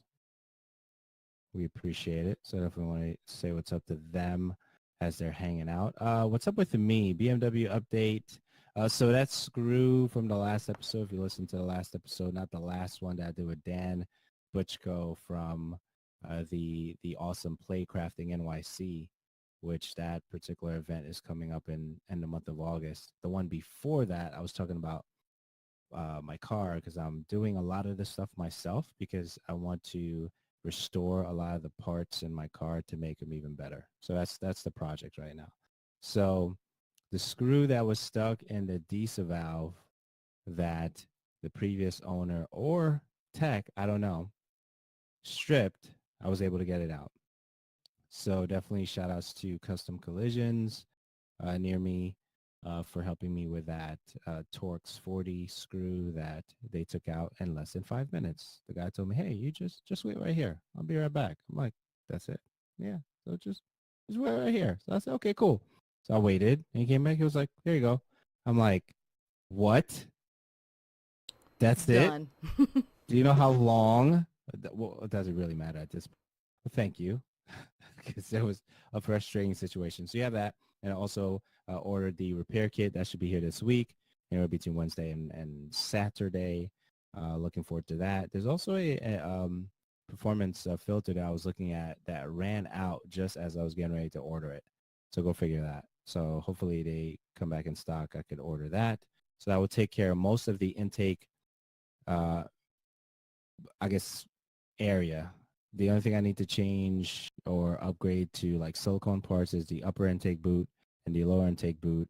I would take care of the filter, which I need to find the filter that I'm looking for on Amazon. And then also the disavow is going to get repaired this week once I get it. And those are some of the major changes that I wanted to make. And then the silicone to the upper and lower intake boots. So that's the BMW E46 update as of right now. And I'm looking forward to just making the car the best that it can be. I'm glad you got it done. It's like we are going and breaking the 2-month thing here. Word. Taking forever. Yeah, it's a lot of things, but once everything is done, oh man, that machine is going to be something else. I'm excited about that. So that's what's going on with that technology stuff, how to broadcast. Okay, so I'm just going to read through this and then we're going to double back. How to broadcast to Facebook with XSplit Broadcaster, Twitter deleting tens of millions of accounts, scaling Ubuntu success. That's an infographic if you're into that thing. Netflix smart downloads. Stop Netflix trailers on desktop with an extension. That's going to be in the show notes. Cinematic video with Android, if that's your thing. Mixer partnership requirements. Mad Cats sells Triton brand. What do you want to do with that? Where do you want to go? Facebook gaming. Facebook gaming. I'm gonna go with that one. Only because obviously Facebook gaming is something that's new, that's coming up, and I think everybody under the sun might know that my boyfriend does stream on Facebook gaming, which has been a very interesting experience. But I think the biggest thing that we've had to deal with is having the options or similar options that Mixer and Twitch have, especially Twitch, because as a streamer, we're used to having certain widgets and apps available to us through Streamlabs, Stream Elements, anything else that you use that are currently not available on XSplit. And I spent possibly any free time that I had this week trying to figure out, okay, there's got to be a service that offers something, only to find out that all of those things that we love are like really hugely paid for services that like CNN uses, Fox uses, or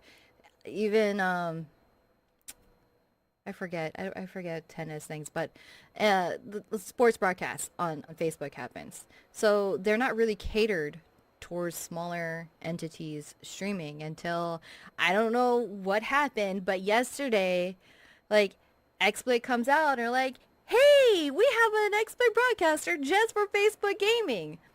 I'm like, whoa. What? This is what I was looking for. Right. Why did you tell me about this? I felt like I wasted the last week during this research for this. And it's actually kind of cool. And it's slightly actually different from the XSplit broadcaster that's available. So you can use the XSplit broadcaster that I have now, and those options are there. It just may be 1 or 2 steps. But apparently, XSplit partnered with Facebook to offer a broadcaster that is almost kind of integrated with Facebook at the same time. So the moment that you open it up, because you go to xsplit.com/Facebook, and it downloads that broadcaster version that's tied to your Facebook account, and it already, like, for me, I have to put in my email and my password to open up XSplit. This one is, okay, we'll log in using your Facebook credentials, and it has all of your information already populated in there that you need to do, your stream key, you configure your title, your description, your tags, everything from the XSplit broadcaster itself too. Now, the one service I was trying to actually find was having live comments, which Facebook doesn't have a quote-unquote chat system like all the other platforms do. Their videos are still using comments, which I really don't like. There's a lot of stuff. There's really iffy things about it that they're still ironing out.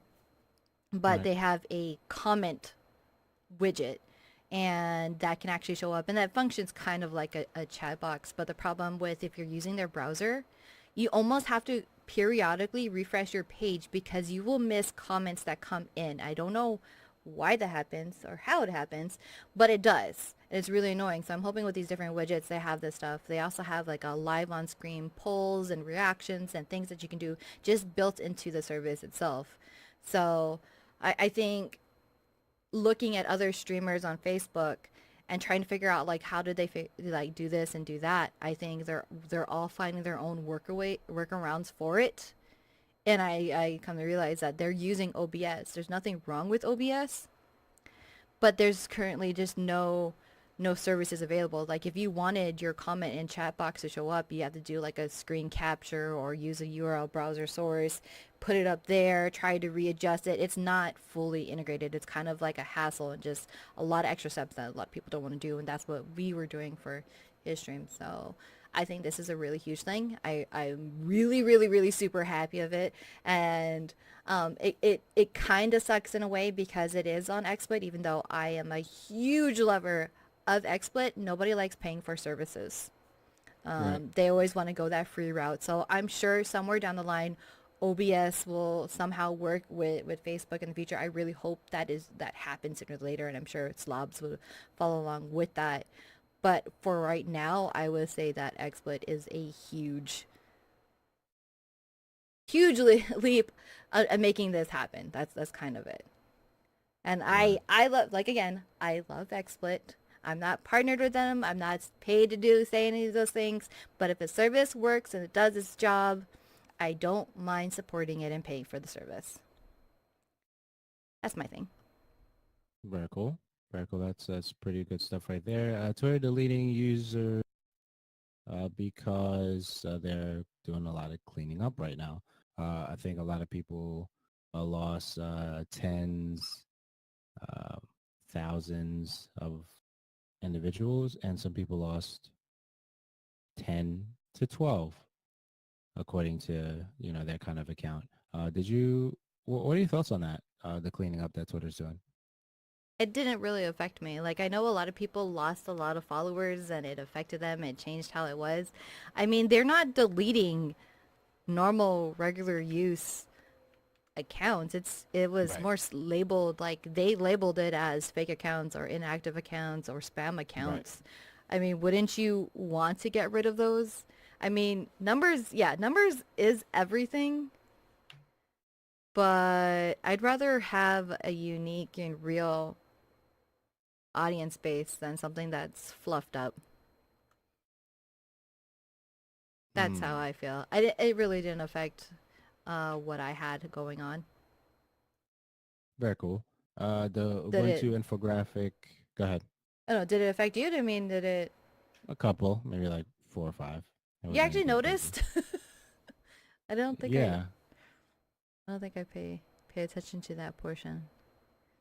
All I know is that my thing still said 2.3K, so I'm like, okay, well, 2.3K I wanted it to is. see how accurate it was, so I was like, let me see. Okay, and so I guess most of my followers are actual people. Which is That's good. good to know. That's good to know. So you have that infographic for Ubuntu.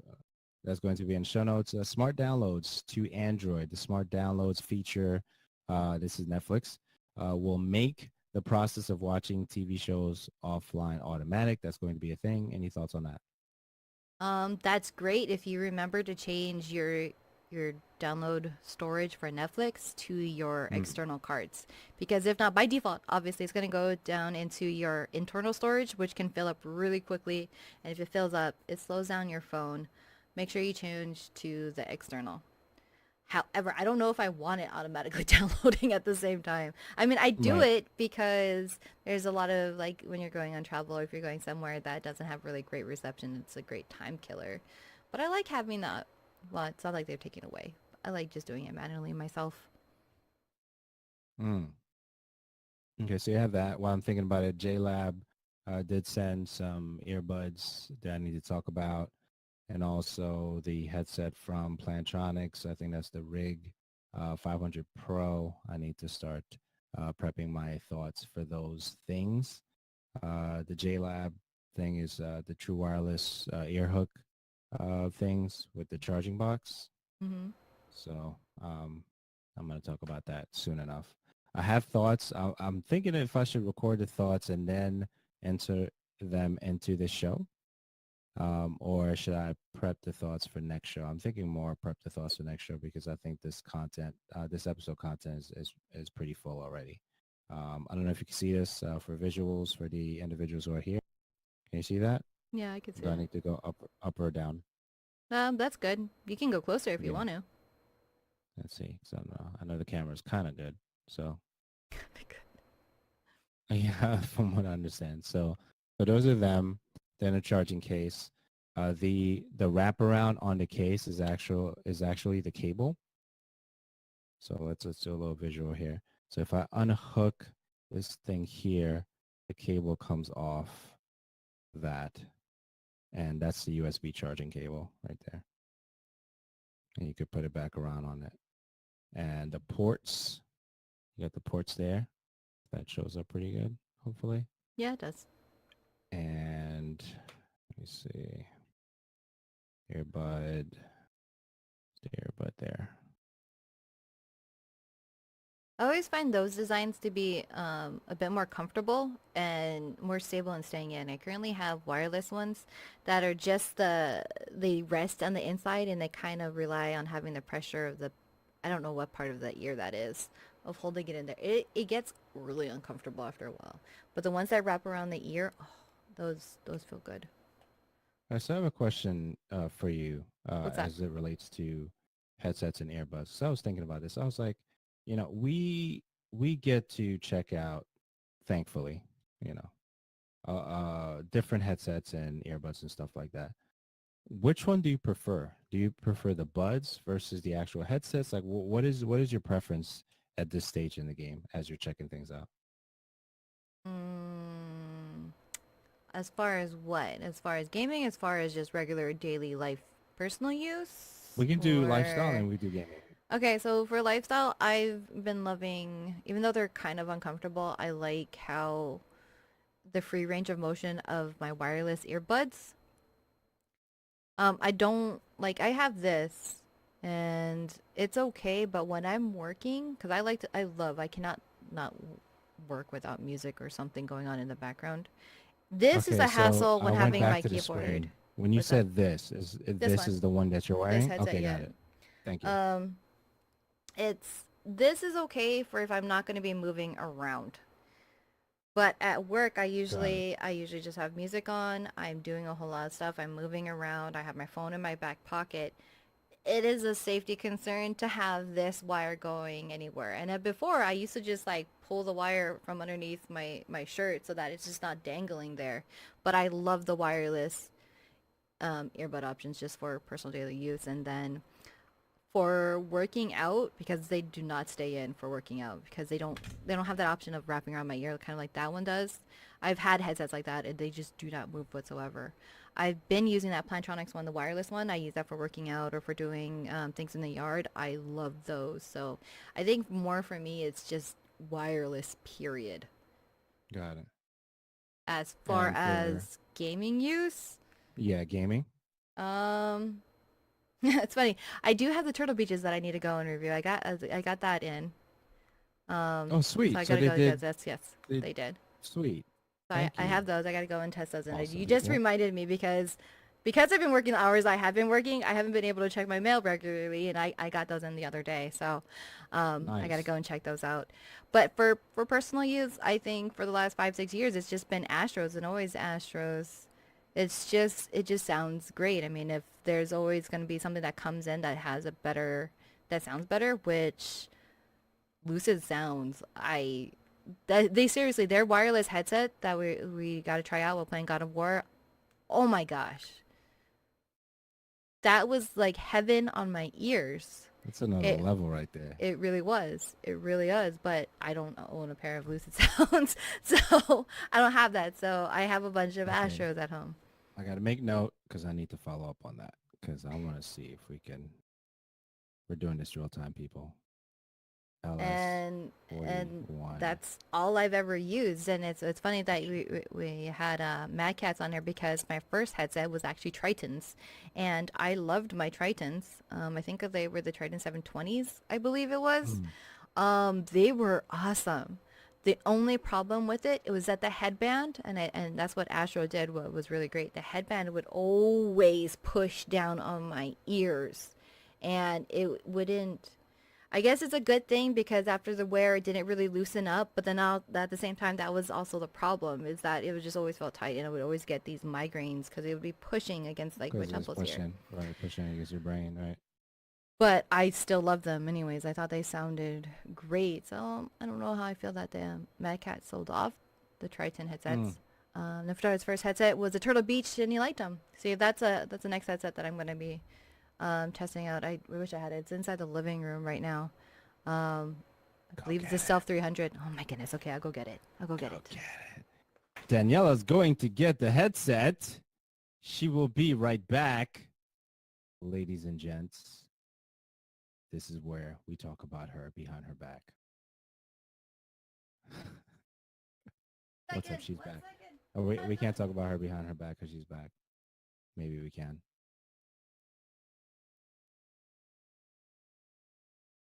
She's back. She's not back. Yeah, booty shorts on. I do not have booty shorts on. I have a pair of shorts for this. But yeah, I got this one, the Stealth 300. These Turtle Beaches. Nice. So I'm going to be testing these out. These are for Xbox. Yay! See how they go and try these out. I've actually never tried Turtle Beaches. I've bought Turtle Beaches before. But I bought them for my son.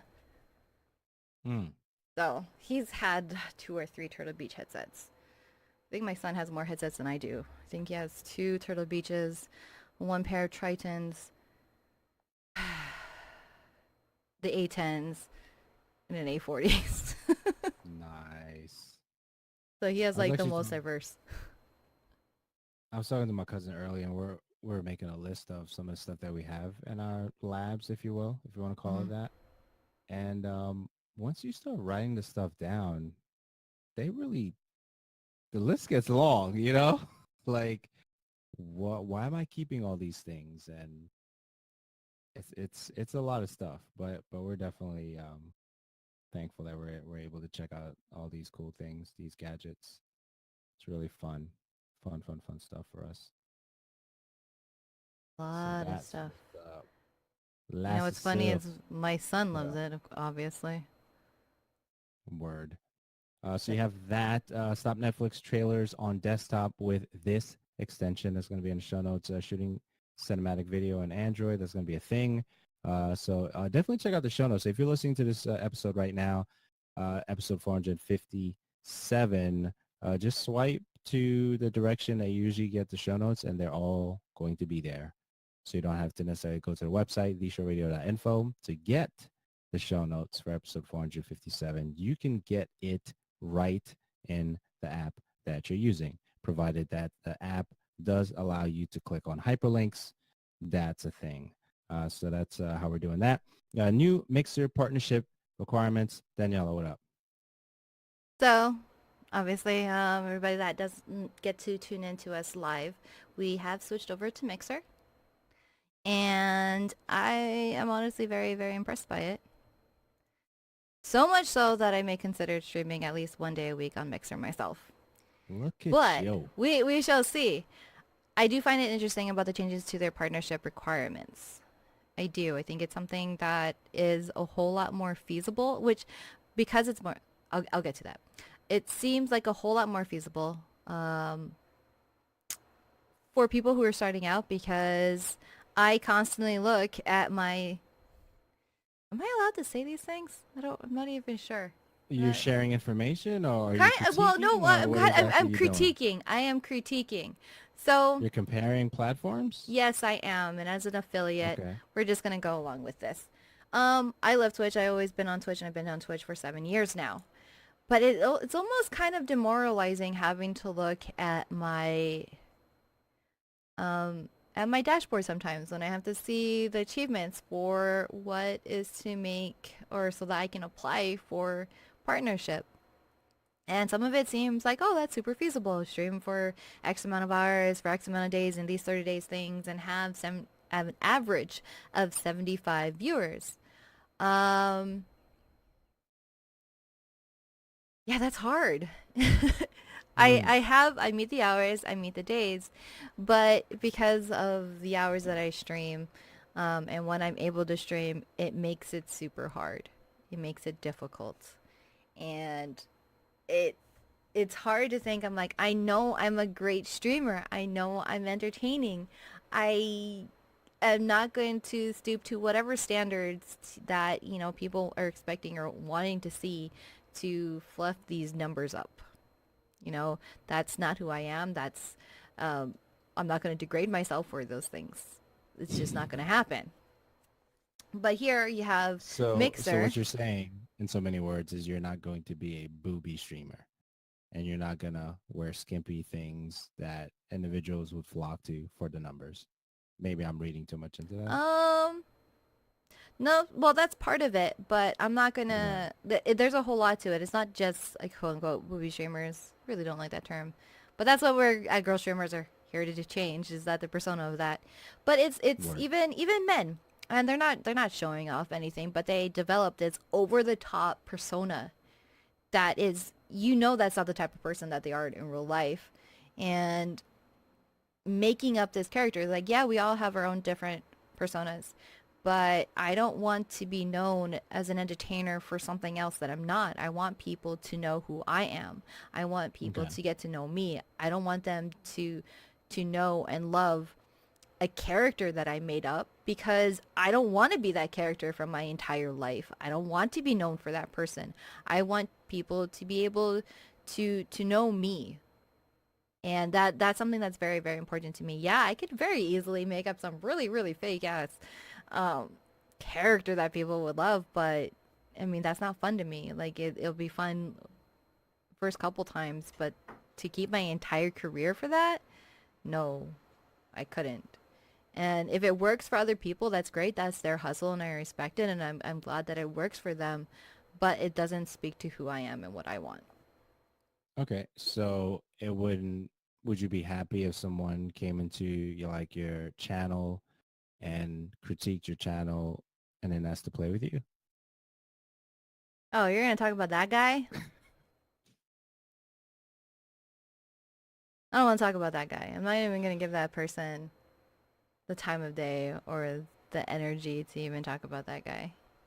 Fair enough. So what But exactly do you like about so Mixer? what Let's talk Mixer about Mixer. what they're changing, I think, is really, really awesome, is that so their metrics is you go by numbers, is everything to people is a matter of numbers. So as long as your account or your profile is 2 months or older, have 2,000 plus followers, stream 12 or more days in total per month, um, and hours stream per month is 25 or more hours, and obviously follow the terms of services and the rules of conduct. Those things are very, very feasible things. Even granted, I have literally zero followers on Mixer. That comes over time, and that's understandable, and those are all reasonable things to be asking for. Stream 12 times a day, that's not a problem. 25 hours or more, like that's 2 to 3 hours for 12 days in the month. Yeah, that That's, you can doesn't seem easily, like a that's, lot. it isn't. But what my favorite Right. thing about this is that the quality that they're looking at. So they're not just gonna just like, oh, you meet these numbers, you pass, you're good. They're also gonna be looking at your brand. They're gonna be looking at your personality. They're gonna be looking at what you can also offer for Mixer. Like, do they want this partner associated with them? And I think that's a huge thing. They're looking on professionalism, uniqueness, and community building, which Twitch does not do whatsoever. And there's some partners that you're like, seriously, they get the biggest head of like, well, I'm a Twitch partner. I'm like, yeah, okay, good for you. Outside of this, that means nothing. Mm. Literally nothing. So I think it's great that those things are being taken into consideration, because I think that reduces the amount of toxic partners that Mixer will have. Because I don't care if I'll be the first person to say this, I'll say it very, very openly. There are very big portion in Twitch partners. I'm not saying all of them, but there's a good portion of Twitch partners that are very, very toxic, and they brood their community and their persona to be that toxic. Mm. So, and that's how they got the popularity that they have, because they just want to be that. And I'm hoping that with the quality that Mixer is looking for, is that they get rid of that. And I think that's awesome. I think that's very much what is needed. Very cool. Mancat's Triton, which you mentioned. I believe you briefly mentioned already, right? Yeah, I did. Very cool. So that's what's up with that. Entertainment news, Shazam details, an official set photo. Comments on that? You didn't even say that correctly. Shazam? There. What kind of enthusiasm is that? Oh, because of the exclamation point. Yeah. What is it? What is it? Shazam! Yeah. There's an exclamation mark there for a reason. Okay, Daniela. Oh, so now What's up with there's that? no enthusiasm to there. You just like you're just done. What's up with that one? What's going on? I Because if said it it. was I me, said it'd it. be like Shazam. Because you have to say oomph in Shazam. it. You cannot not say it. Just be like, yeah, Shazam. Shazam. So What's going on with that? Official set photo. Let me look at that. I don't think I looked at that. really, Let I me see think. what's up. Oh my god. I like the design and everything that they're going with this. I mean, there's been a lot of teasers, especially with Zachary Levi being, Shazam, and it's gonna be a whole lot lighthearted. The design that they went with it, I thought was really really cool. They made Shazam's cape a bit shorter because they didn't want it to be mistaken and give this Superman vibe. So they wanted that distinguishing factor as far as visually in the cape wise, and the Right, right. overall suit itself is very heavily inspired by the 52 series that DC came out with. So I thought that was really cool. So it's like mixing in the old with the new. Mm. And of course, it's Zachary Levi. I love that actor.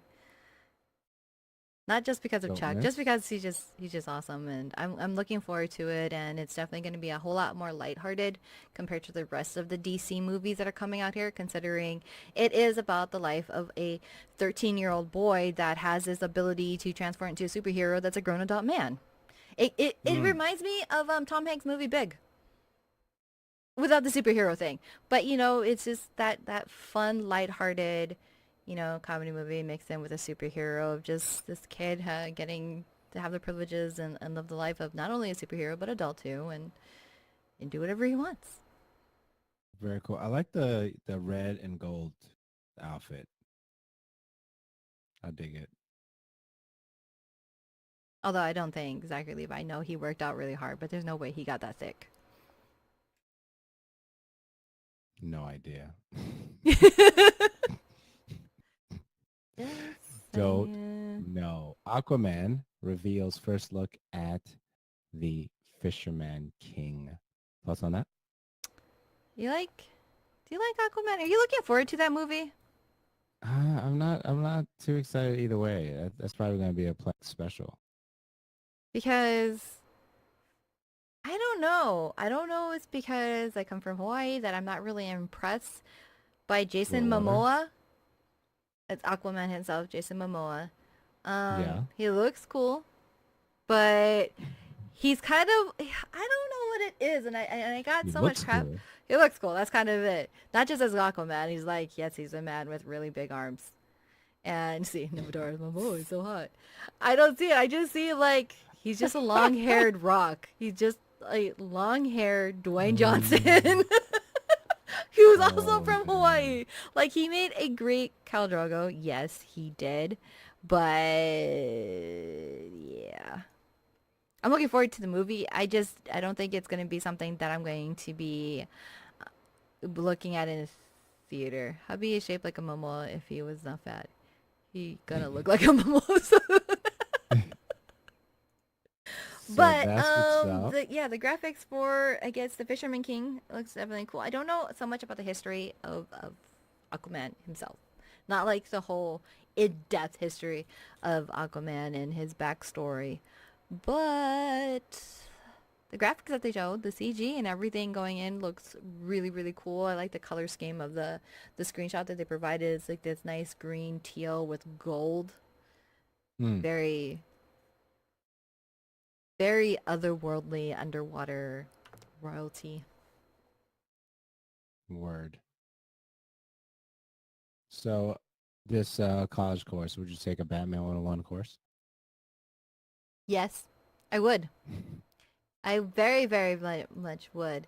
And I think that's kind of cool. Like, that's not like the first time that a pop culture, look, hubby is hot. I like my men big.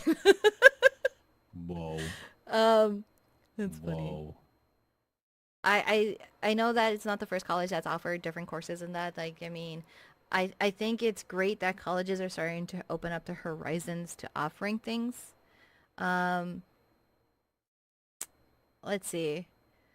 I know that a lot of colleges have esports, uh, what is scholarships now, and they have They're esports changing breaks. it up That's a it. lot. There is changing it a lot. So I think it's really cool that they're offering that which university is this?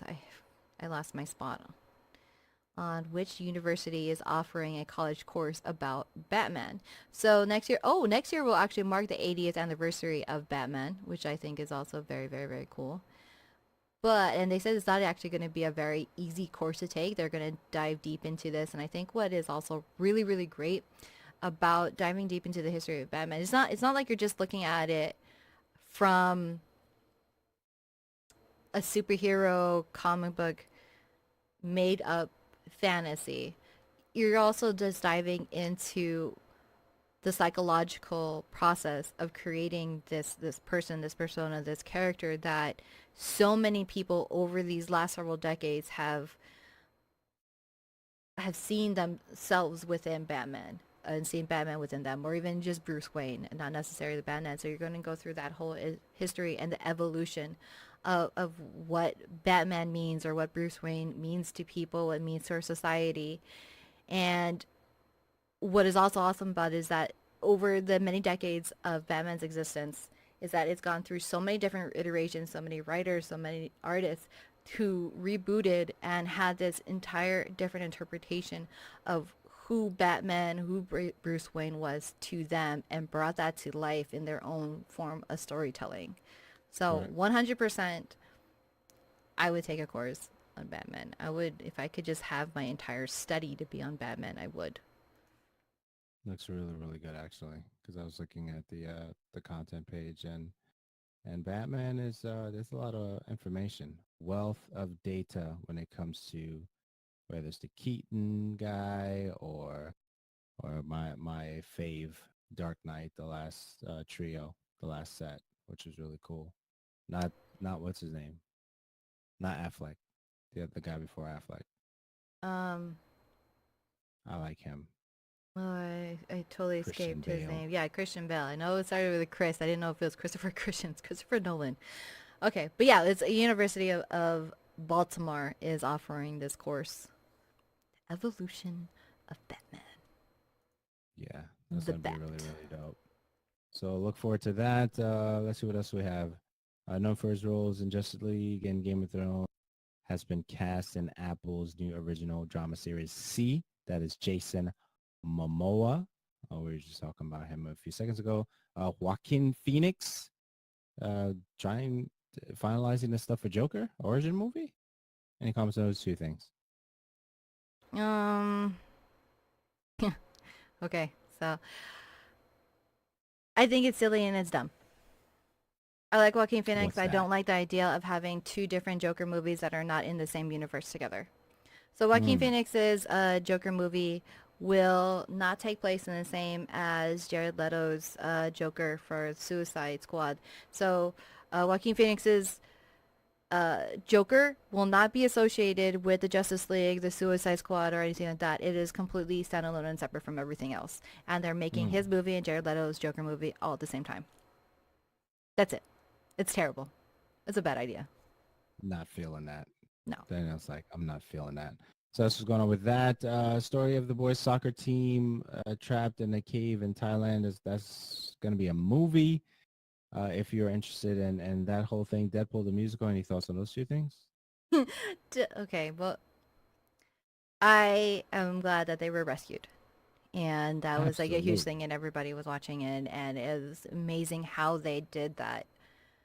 Why does it have to be turned into a movie? Like why does Why society not? have to capitalize on another person's traumatic Why not make it a experience? movie I don't know. Like it's just silly. I mean, based on a true story, Daniela?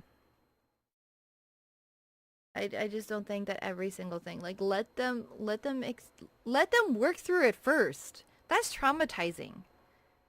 This is true. That is absolutely traumatizing. It's like they were literally just rescued. Oh, and it's going to be a movie. And then you're going to ask them so that you can get, you know, these things right or somewhat right. And you're going to ask them to relive that immediately after they just lived through it. That's just dirty. Dirty. That's all I'm going to say. It is. It's gonna take some time. It's not gonna come out right away. It's gonna be at least what? They're gonna shoot it.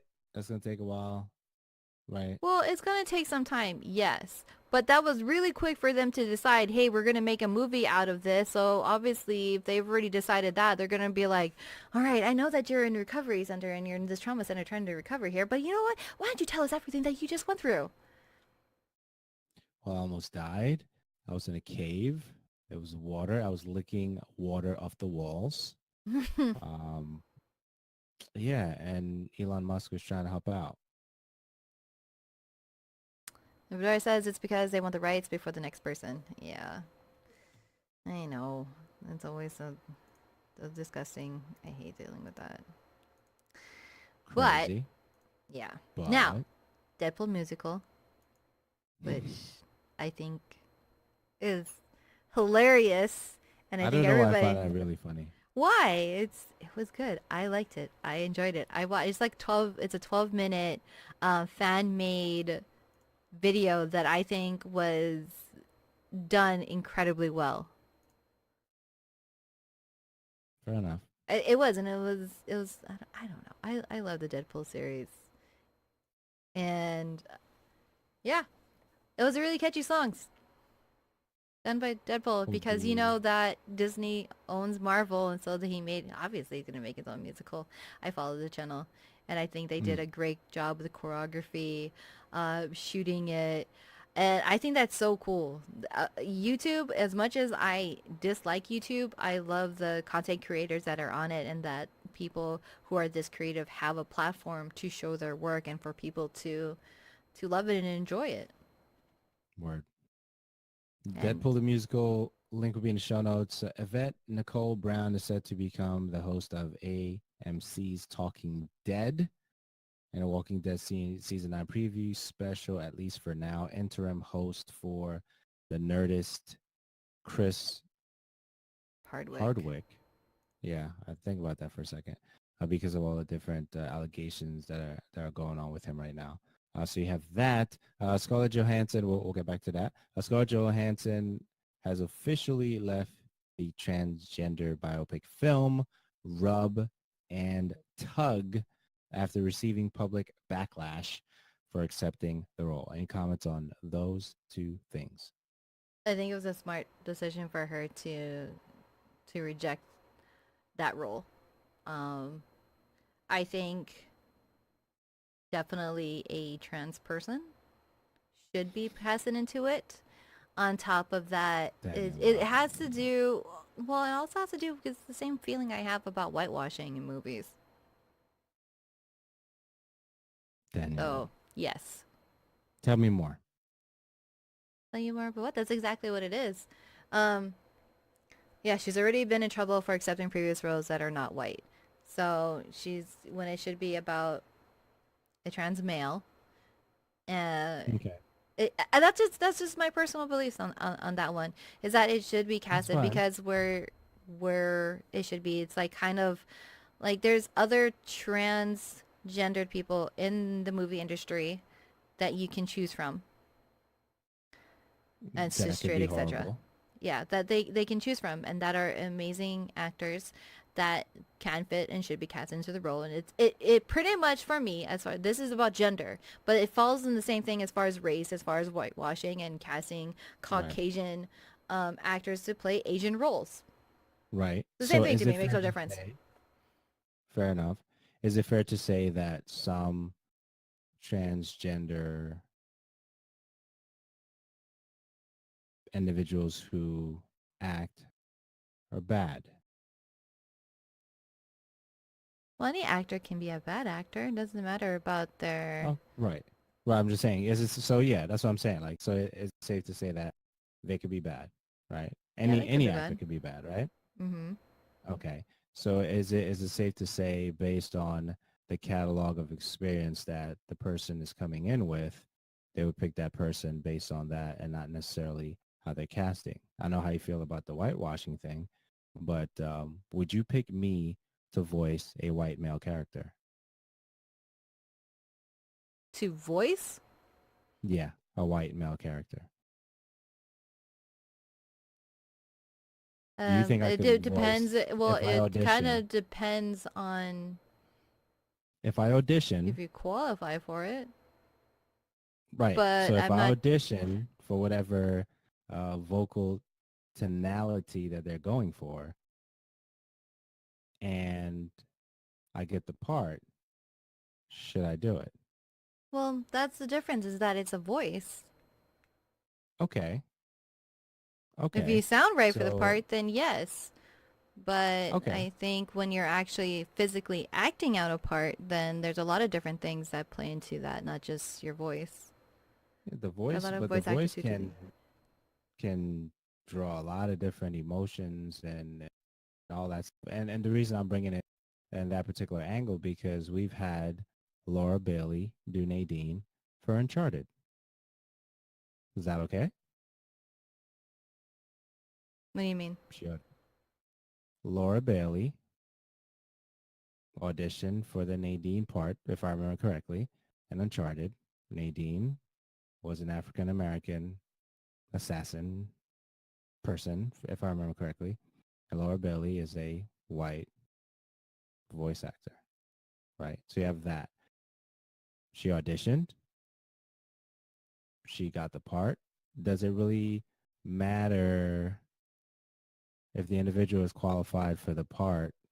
Does it really matter how they're being, casted for it? You see what I'm saying? So you have Laura Bailey doing an African American assassin, revolutionary soldier person in Uncharted. Then you have me if I audition for a white part or something like that. Should I get it? And then you have the situation with Scarlett Johansson, who auditions for the transgender part, and she was casted for it, and then she backed out of it. So you have all these different situations that take place. Obviously, mine is not necessarily a real situation. It was just an example. But the other ones were real examples. Well, that's where I'm So going to go with this one. The same thing what Nefertora said. She didn't audition for it. She was just given the role. she was just given the role. Yeah, Okay, so that's is a it huge okay? So that's is a it huge fair? problem there. Okay, so hold on. So okay, so let's roll with it a little bit. So is it fair? So if my catalog is dope, should I get roles or shouldn't I get roles? She's If also if if well, Nymphodora's catalog is 10, 20, 30 films deep, and we can look at your catalog and say the catalog is dope. We know what we're getting with this character, so they don't even need to audition. Is that okay? no, it's not okay. At least for me, It's I not don't think okay. it's okay. I mean, So just because the somebody has casting, a history of like the X amount of films, I don't think Scarlett Johansson, me personally, I don't think she's a really great actress. She looks that's pretty. fine. She looks pretty. She looks great in whatever roles she puts in. I don't think she's a great actress. And how many movies does she have under her belt? It doesn't mean that she's a great actress. It's kind of like that That's girl that's from. fine. I understand what you're saying, but the person making the decision to do that, to cast whatever you call them, because I'm not a film person, we're just talking here. So whether you're in chat, you're listening, or me and Daniela are kind of like thinking about this a little bit more. Is if okay, well, I'm not going to use actors that you hear a lot because some of them are just unfair because their catalog is just stupid good. That's what I mean. So I won't go there with those guys and gals. Maybe I should. So they look at her catalog. They pick her because they feel that she can do the job for either the things that she's done in the past, and then the casting director, I don't know if that's what you call them, decided that that's our gal for this part, and then they pick her. What's wrong with that? Well, I think everybody Is should be there given the something wrong with chance. that? Well, yeah, I kind of think it is. I mean, if there was a role that was created with her in mind and just her in mind, I somewhat understand why it would be just given to her. But this is a trans male character. Obviously, it wasn't created with her in mind directly. So why give her the opportunity to just like, here, this role is for you, and not give it to everybody else and let them audition for it equally? Just go out for it. Navador says, equality means everything. Everyone should get an equal opportunity, regardless of how much is on your resume. You're not giving other people a chance to take on that role and represent it properly. In any business, a resume can look good, but can still do an interview. The audition is an interview process for actors. Navador actually has like a lot of background history in film and editing, and Yeah, I'm aware. that's her whole specialty. I'm aware. Yeah, I'm definitely aware of that. I'm just saying that, I think sometimes we have to broaden the scope on how we're looking at these things, because there's different layers, and I think that it's very, very easy to put our biases into it. That's what I'm saying. Because I've looked at it on the onset. Yeah, because it's a transgender role. It should be a transgender person. I've looked at it that way, but I didn't factor in the fact that there were no auditions, according to what you're telling me. If that's the case, fair enough. But if auditions are involved and the person gets the role for the part, and let's say 10, 15, 20 transgender individuals using, just hear me out. There's a transgender part. There's auditions available. People audition. They're not transgender. People audition who are transgender, and the transgender individuals, let's just say for the case of what I'm building here, they didn't get it because they weren't good enough, right? But the other individuals, whoever they may be, they were good enough, and the casting director gave them the role. Is that wrong? That's my main thing. Is that wrong? If it's not wrong, because the auditions were there, so what are we really saying? That if she It is. auditioned with a bunch of other people who are interested in that part and she still ended up getting it, then great. So, Great on her. okay, Obviously she so, did something wrong. Or she didn't do something okay. wrong. She did it right, and everybody got an equal opportunity to go and try this out. But with the LGBT community trying so hard to find that type of acceptance and equality, it just kind of, I think, in our society, to have that sort of acceptance and going down that path, to offer it up for at least the opportunity to try out for it. And again, if after all the auditions and going through whoever applied for it and put in their resume, showed off their acting reel, Scarlett Johansson still ended up getting it, then great. At least it was an equal playing field that people got to try out for it as well. Nifdori says representation matters regardless of race and sexual orientation or gender. The thing is, I get this all isn't that. all on Scarlett Johansson. It's on the producers, casting directors, and directors who are the issue. Right. I get all that. Casting directors make a decision. People don't like it. She gets backlash. She removes herself from the part. They're gonna recast the part. What's the name? What's the name of this movie again? That's the Rub and Tug, right? Yep. That's what we're talking about. Okay, fair enough. All right. I've exhausted my thinking out loud on this. So we'll move on. This episode of the show radio is brought to you by ProXPN. ProXPN is a free service that secures your internet connection against eavesdropping. Masks your location, allows you to access your favorite sites no matter where you live or travel to. To get 20% off your account, visit theshowradio.info/ProXPN and use promo code SHORAM for 20% off the lifetime of your account. This episode is also brought to you by Blue Apron. Blue Apron makes cooking fun and easy. Blue Apron provides you with all the ingredients that you need to make a delicious meal in exactly the right proportions. To get $30 off of your first Blue Apron order, visit theshowradio.info/Blue Apron. And please understand, I am not taking sides as it relates to this whole rub and tug thing. I am not taking any sides.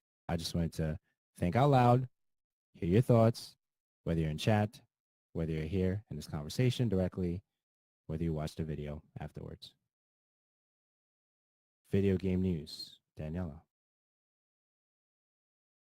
Actually, it's kind of short, isn't it? I'm like looking at it like, wait, Very that's short. a really short Very thing. short. We can actually run through this in a few minutes, depending on how long we decide to stay on the stuff. ESPN, Disney, and ABC will now broadcast the Overwatch League. Thoughts? That's huge. Even though, Word. like, as far as competitive scenes go, I think Overwatch has a really good size. And I think as far as mainstream esports go, I think that's a really good, I guess, game genre to go into and to showcase. Because as it's not as gruesome as Gears, because the Gears Pro Circuit was happening this past weekend, I believe it was. I think Okay. even up into today.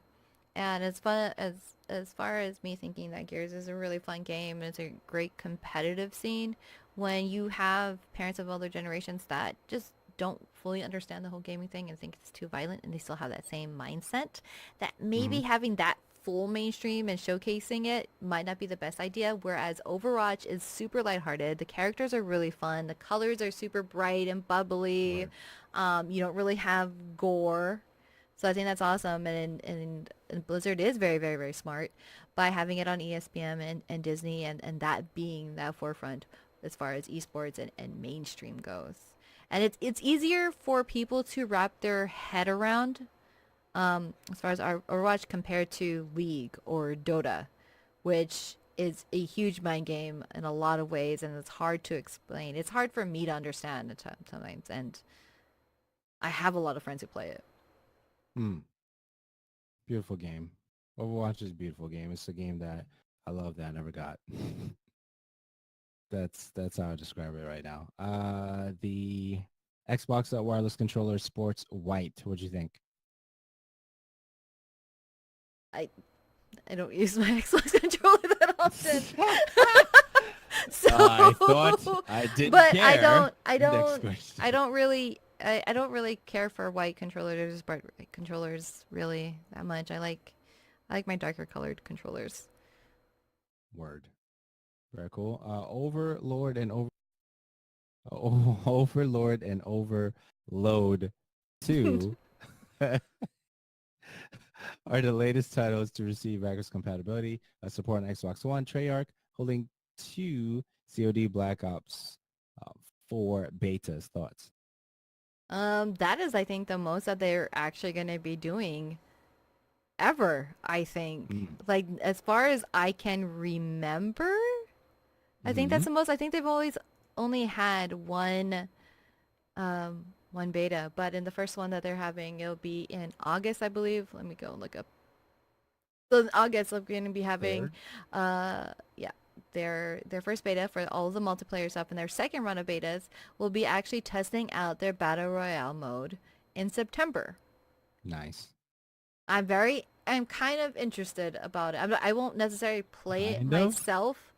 Only kind of. I don't want to play it myself. I'm only interested in what they're going to bring to the table that's going to be new, that is going to pull people away from Fortnite or PUBG. Because it's very, very obvious, okay, first of all, that the Battle Royale scene is kind of controlled by first Fortnite and then PUBG. The Culling 2 just came out, this past week?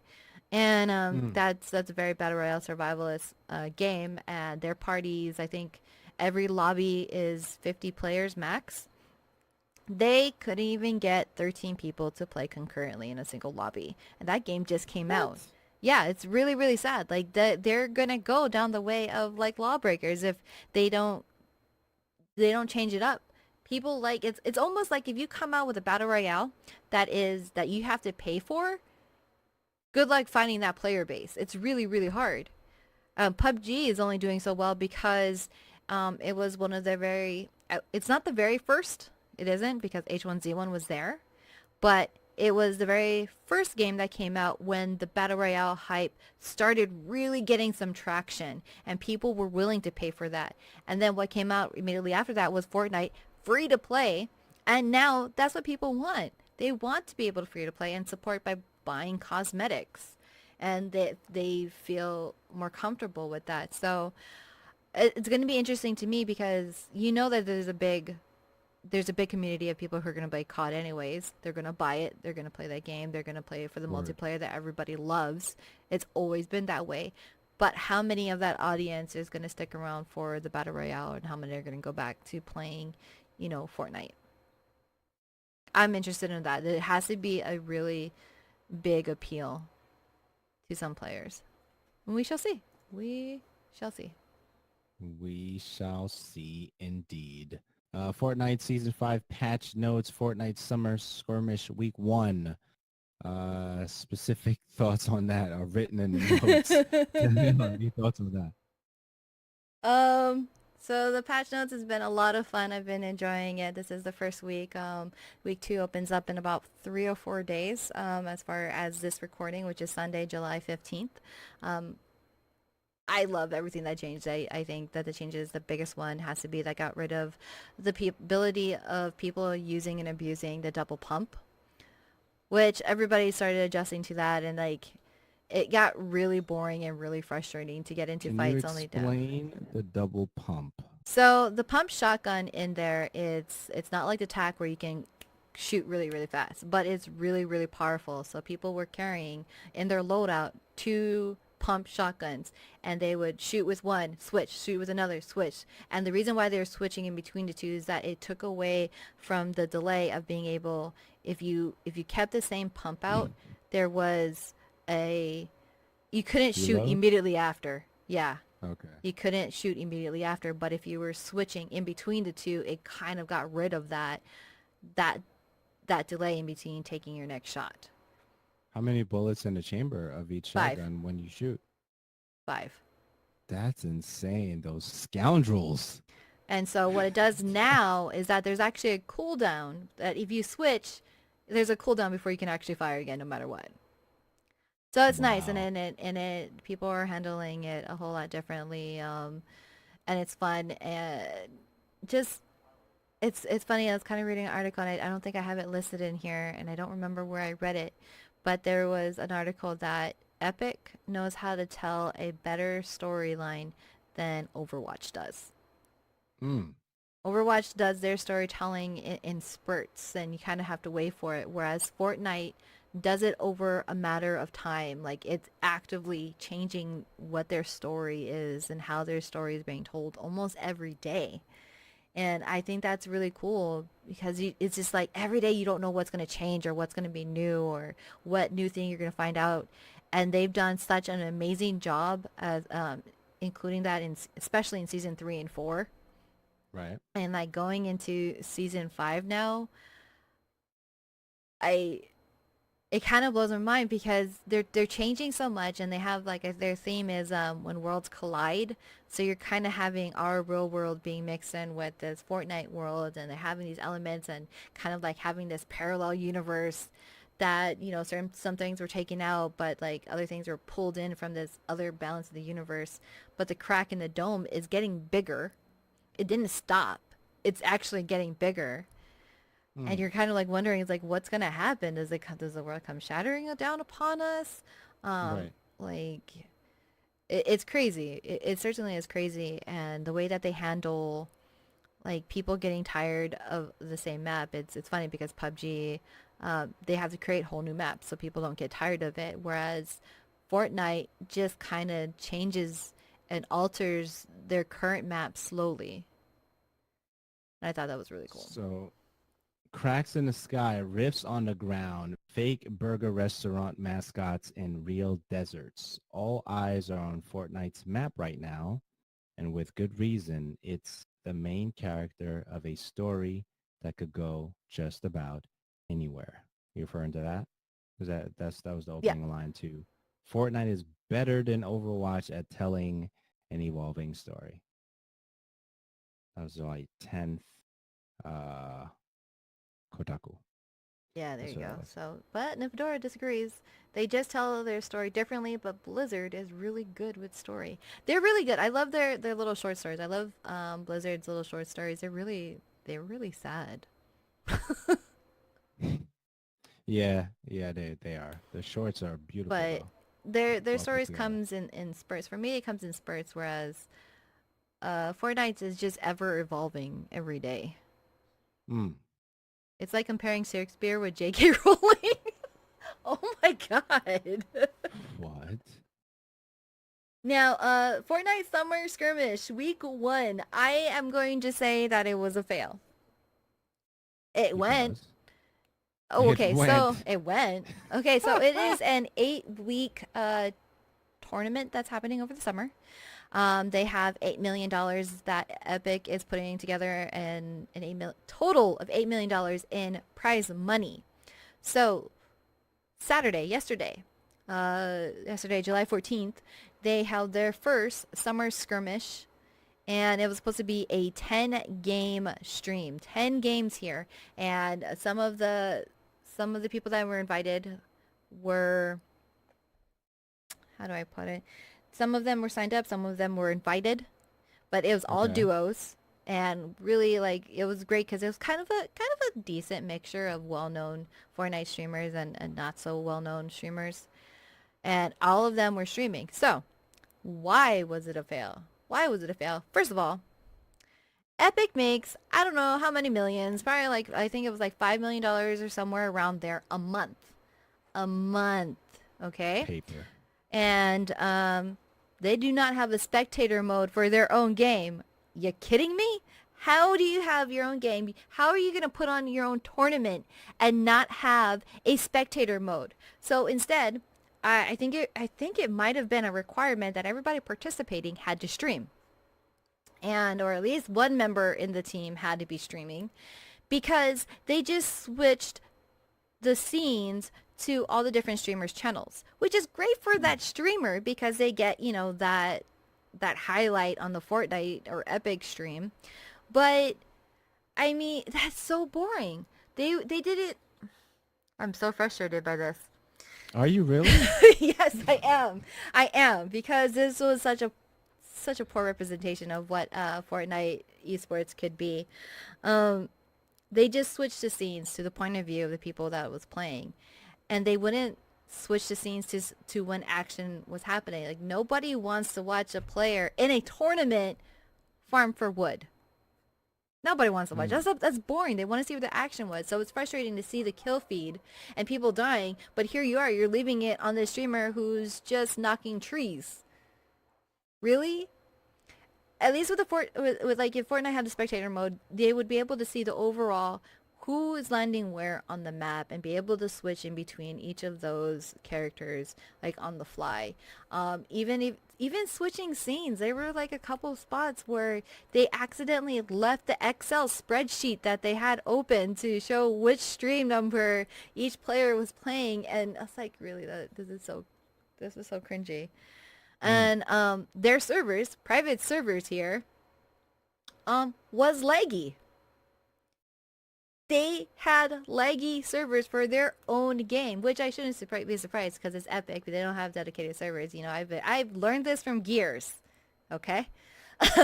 But I would think that if you're going to be putting on this tournament, it's going to be a weekly thing for the next 7-8 weeks here, that it would be smoother. It really wasn't. I believe there was one streamer that I saw that his ping, because you have the option to have that up on your HUD, his ping would go from 40 to 200. That's painful. There was one player who was trying to get his way into the circle. He placed his stairs down, and his animation wouldn't complete so that he can jump on his stairs and continue his run. He got stuck there, and he died by the circle. What is the circle? The circle is the storm. So on the map, the circle starts shrinking down. And if you're outside of the safe zone, when the circle starts shrinking, you actually take damage. Got it. Okay. So it's the way that the game and how all BRs force people to engage into fights, is that they start shrinking the playable area. But to have this pro player, who is a really good Fortnite player to begin with, to die that way, that's just because it wasn't even his fault. It was because of the servers, and a lot of people playing that tournament. It's really bad. When they were switching to the different channels and everything like that, they still had the game audio or the stream audio up for each of those streamers, and every single one of them that almost came up, he's like, "Oh my God, this lag is so bad," and you can actually physically see it, that they're stuttering. They weren't able to place walls down. They weren't shooting. There was a lot of problems that I feel like a lot of those players were at a huge disadvantage because of that. And that's the only reason why some of them died or was eliminated. And that sucks. And I know that some of them are just like really that good, and that's why they did so well. But it's really painful to see. And just to see players be eliminated in such a fashion, and they couldn't do it. On top of that, the shoutcasters were, oh my god, it was so cringy, and I feel to me to some level it was unprofessional. So going back to that player that was eliminated by the storm because his animation wouldn't complete for him jumping onto the stairs, Right. they laughed at him. Wow. They laughed at him. Like, how is that professional at all? Like, even the chat was like, why are they laughing? Like, as a player and as a viewer, like, I can feel that dude's pain. I'd be pissed. And he took it with great stride. Like, he obviously he was disappointed. But me, I would have just smashed my keyboard being so pissed. If I was in the middle of a tournament and that's how I died, he like, the player, that guy, he took it really well. But then to go back and find out that the shoutcasters just laughed at you, like, for real? How is that professional? How is, like, what? And then one of them was like, even the shoutcasters, it is really effed up, Niftora. Even the shoutcasters, while they're watching, it's like, oh, this is so laggy. Well, the players can't be possibly experiencing this. This guy's got to be on our end. No. Every single one of them was having problems with lag. That was into the first game. The second game, they banned the use of C4, thinking it was because players were using C4, it was lagging the servers. I don't know what that logic was, Right. but it didn't really matter. I don't even think everybody got the memo, and all of those teams don't use C4 because there were players using C4, even though they banned it for the further use of the competition. They weren't disqualified. But it really, I don't even think it mattered using C4 or not. It was really bad. And by the end of the fourth game, they actually ended the tournament early. So they didn't even do all 10 games. They did 4 of them. And when they ended it, they didn't announce about how they're going to determine who won, because the overall winner was whatever duo team got 2 wins first. Of those 4 games, there's no duo teams that got 2 wins. Okay. So they just up and ended it. They said they'll be back for next week, but there was no like, so we're going to determine the winner in this way, in this fashion.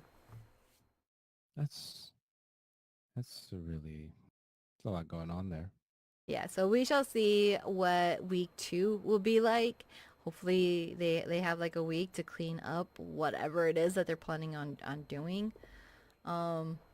They did post up some fashion about who's in what ranking. I don't know how that was determined, or how they determine who is in first place, considering that no 2 teams won 2 duos in a row.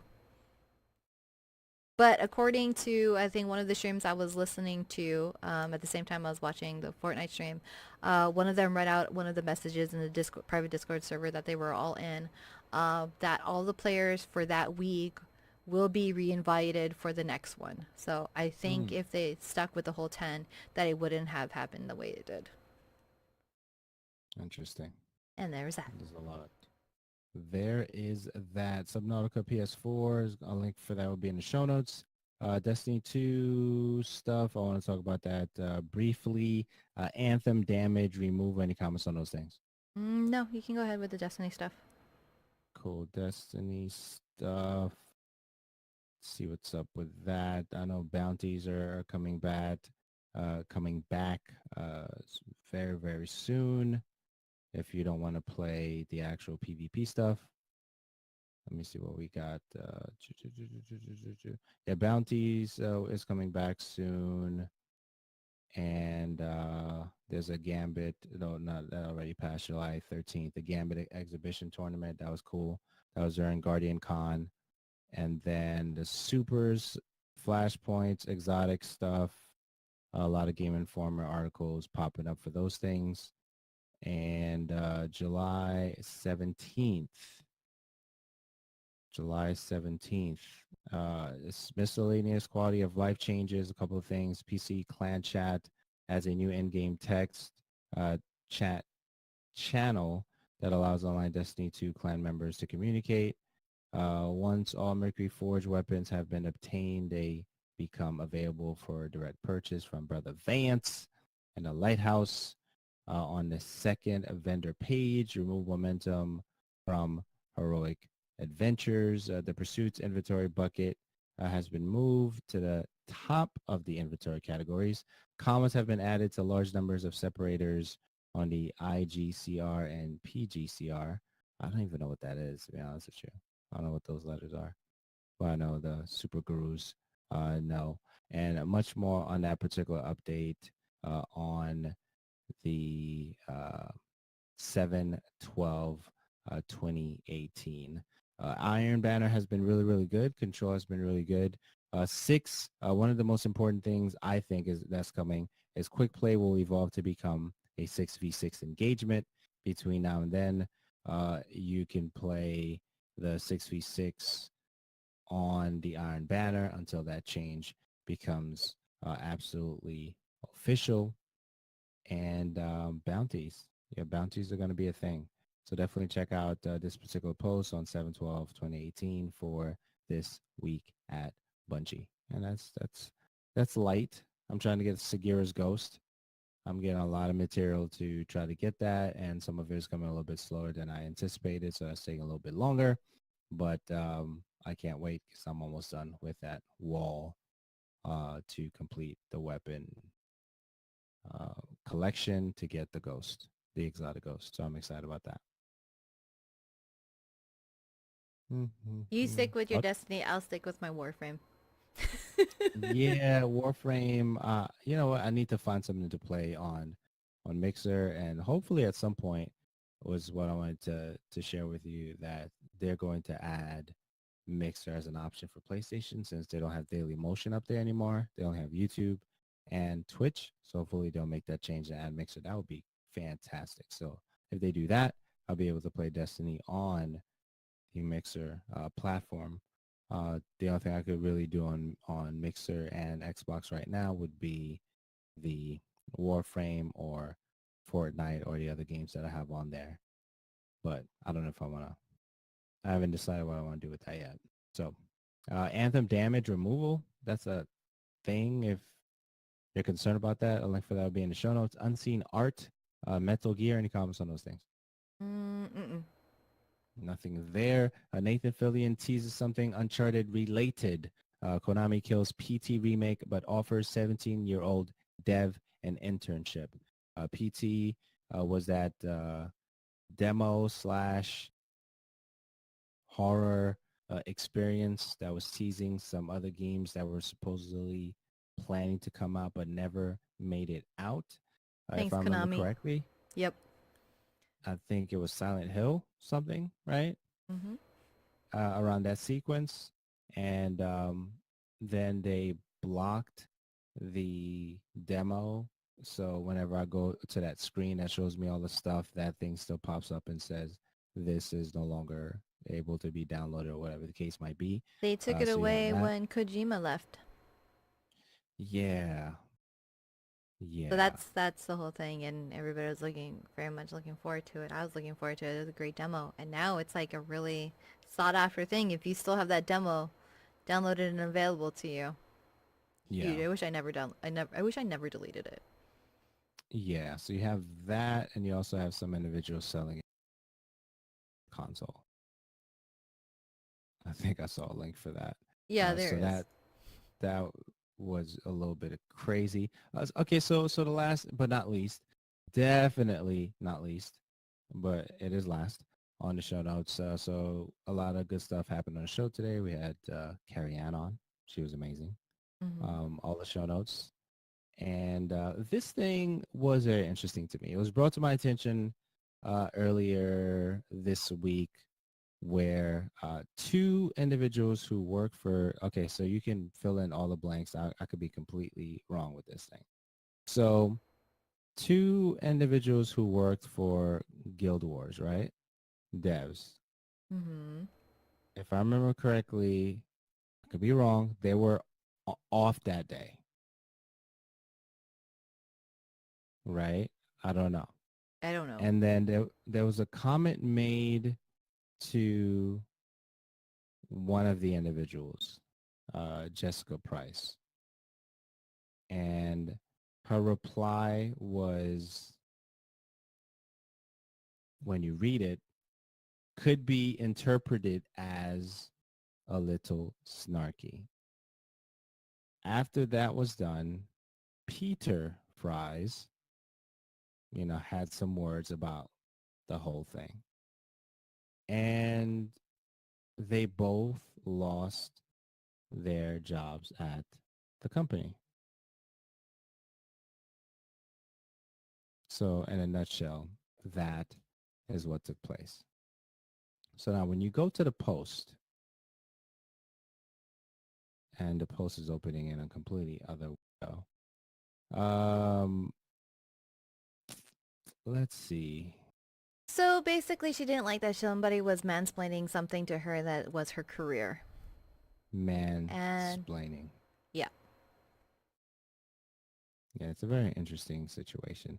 Guild Wars 2 developer ArenaNet has fired two of its developers following a disagreement with a streamer on Twitter. Narrative designer Jessica Price and Peter Fries, a writer who'd been with ArenaNet for more than 12 years. A writer who'd been? Okay, yeah. 12 years were dismissed from what ArenaNet is calling a failure to uphold our standards of communicating with the game's players. That's what's going on with that. On July 3rd, narrative designer Price tweeted a 29-tweet thread dissecting the challenges of writing player characters in an MMORPG. A streamer who goes by Deror. How do you say that? How would you say that? Deror? I'm really bad. Yeah, I guess so.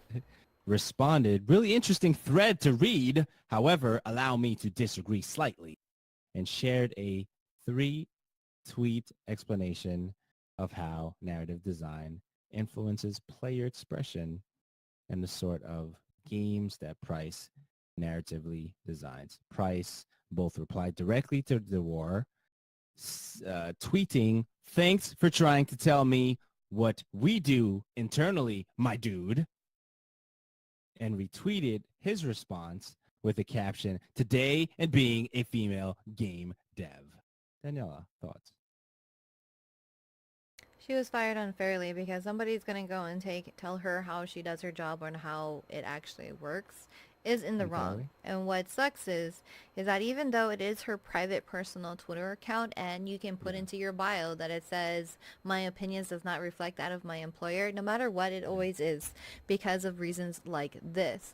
So it sucks to be in an industry or in any industry where basically you have to suck it up. If you have customers, which there really isn't a job or a career where you don't have a customer, because that's where you make your income. You're going to have some type of customer. To have to live in an era where the customer is always right and have to sit there and smile and accept it. It sucks. Smile. It really does. Like you really can't have your own opinion. Your voice is taken away, even if it is your private personal space, because the internet will dissect you left and right. Now, if should she have been fired without warning? I don't know, because I don't feel like it was very justified for her or her coworker. Her coworker came to her defense to better reverse mansplain,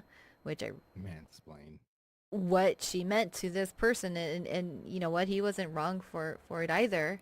But neither one of them received any warning or any talking to. They were just fired. So it's ridiculous that this streamer had that power to go and do that. Like, it's ridiculous. You can't. I don't think she deserved it. And it's kind of going to affect her career and getting jobs all because of this. And the fact that it Daniela. happened on Reddit, it's just, what? Daniela Dawn. Yeah, no, don't go Daniela Dawn. Daniela Dawn is reserved for those two people in my life. The two people. Failure to uphold our standards of communicating with the game's players. So based on that statement, Miss DJM, do you think that Jessica Price and Peter Fries were fully aware of the standards of communicating with the game's players?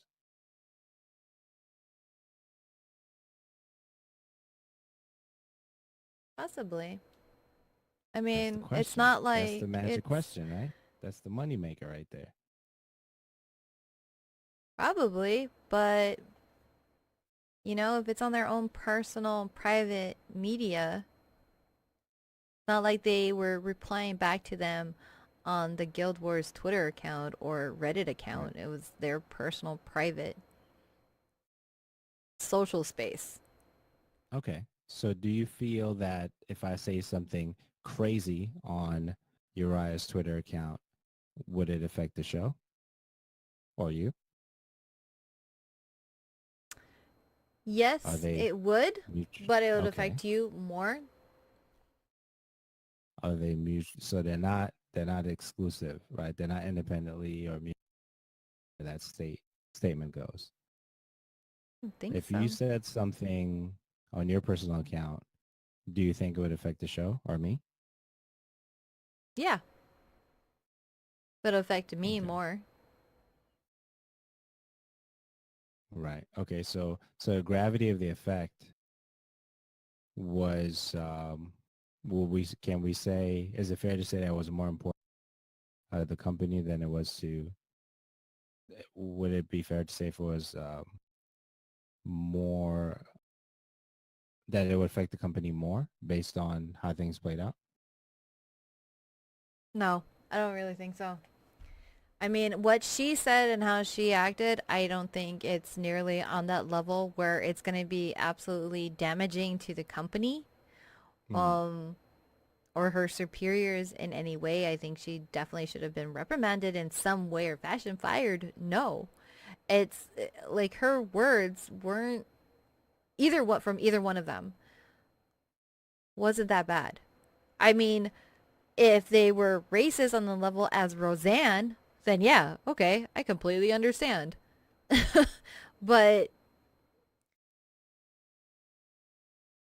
she was speaking her mind. She has the right to do that. To me, she has the right to do that. And for me and my personal thing. So if I said, so if if a discourse like that was similar to, let's say I was talking about, you were talking about Twitch, and you talked about how we did a couple of things show, and someone said something similar to Doror to you, and then you said, thanks for trying to tell me what we do internally, my dude. I think the my dude part has to be my favorite part in the whole thing. I don't think the tweets, the flavor of the tweet without the my dude is it's not the same. It's just not the same. There needs to be some sort of separation for companies and people who work for them, but people also have to understand their words affect the companies they work for. There needs to be a balance that doesn't result in ultimate firing. What was your question? My dude. No, that's all. I'm just stuck there. I had no question. I just love that part. That part was classic. Now, the fact that they lost their jobs, obviously, that's not a joking matter. I do find humor in the weirdest places, even when I'm traumatized. That's just the kind of person I am. Well, now considering it was blown out of proportion because of Reddit, which Reddit is just as bad as 4chan. I don't care if anybody disagrees with me on this.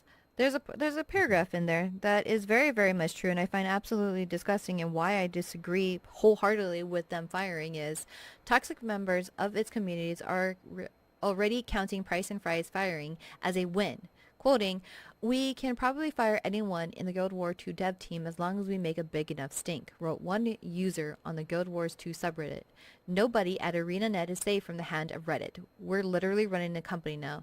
They're in fear of the very users they seek to consort with. The moment a dev steps out of line or try to talk back to a player, guess what? They'll know we got their hands on their throat and we can squeeze them anytime we like." So, they were fired simply because their boss can't handle some internet bullying.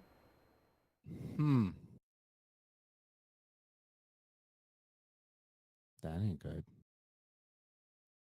So, whether this it doesn't even matter to me that she was a woman or a man. If somebody, who am I or who is anybody to go, just because you play their game, to go and tell somebody who's been working on it for over a decade how their job works and how the industry functions because they play their game? Nobody. They are nobody. Because it's irritating. Because your neck at me. It's really irritating because it's not even just that. This happens every day. I have to deal with it every day. All the women and girl streamers have to deal with it every day. There's always going to be somebody who's going to come in and try to tell us how to do our job or how to do something that we enjoy the way that we want to do it. Right. And you know what we're supposed to do is we're supposed to sit there and we're supposed to smile and accept it. Why? So if I came in and told you that you were running on your channel, and then I turn around a few minutes later or a few lines later and ask, you're cutting out. Okay, can you hear me? Okay. Yeah, but sometimes you'll just cut out in your mid sentence. I hope I'm not cutting out, because I'm not really running anything super crazy today. How do I sound right now? Good. Okay. So if I came into your channel and I said that your channel looks like it was running at 720p, and wow. Because I don't want to talk about that person. I just want to talk about the situation. Can we talk about the situation? Okay. Can you frame it without saying any names? Yeah. Because I think it's in the context of what we're talking about. Now more than earlier. Earlier, I just wanted to put it out there. I wanted to see. I was testing the temperature. Temperature's still hot. It's because it happens every day. And it's not just streaming. It's just about a lot of stuff. Fair enough. So we'll end the show on another note, because I don't like the vibes here right now. So we're going to change the vibes, ladies and gentlemen, because we'll end the show on another note. I was having a conversation with my cousins today. I was like, okay, if I say next Saturday, am I speaking of the Saturday coming up or 2 Saturdays away from the Saturday I'm talking about, or 1 extra Saturday away from the Saturday? They said, you're talking about the upcoming Saturday. Well, if I'm talking about the upcoming Saturday, I will just say this Saturday or just Saturday. What are your thoughts on that, Daniella? So rephrase the question. So if it's today, you're going to say, hey, we'll meet up next Saturday. So Saturday's coming up, right? Yeah. Do you consider that next Saturday or do you consider that Saturday?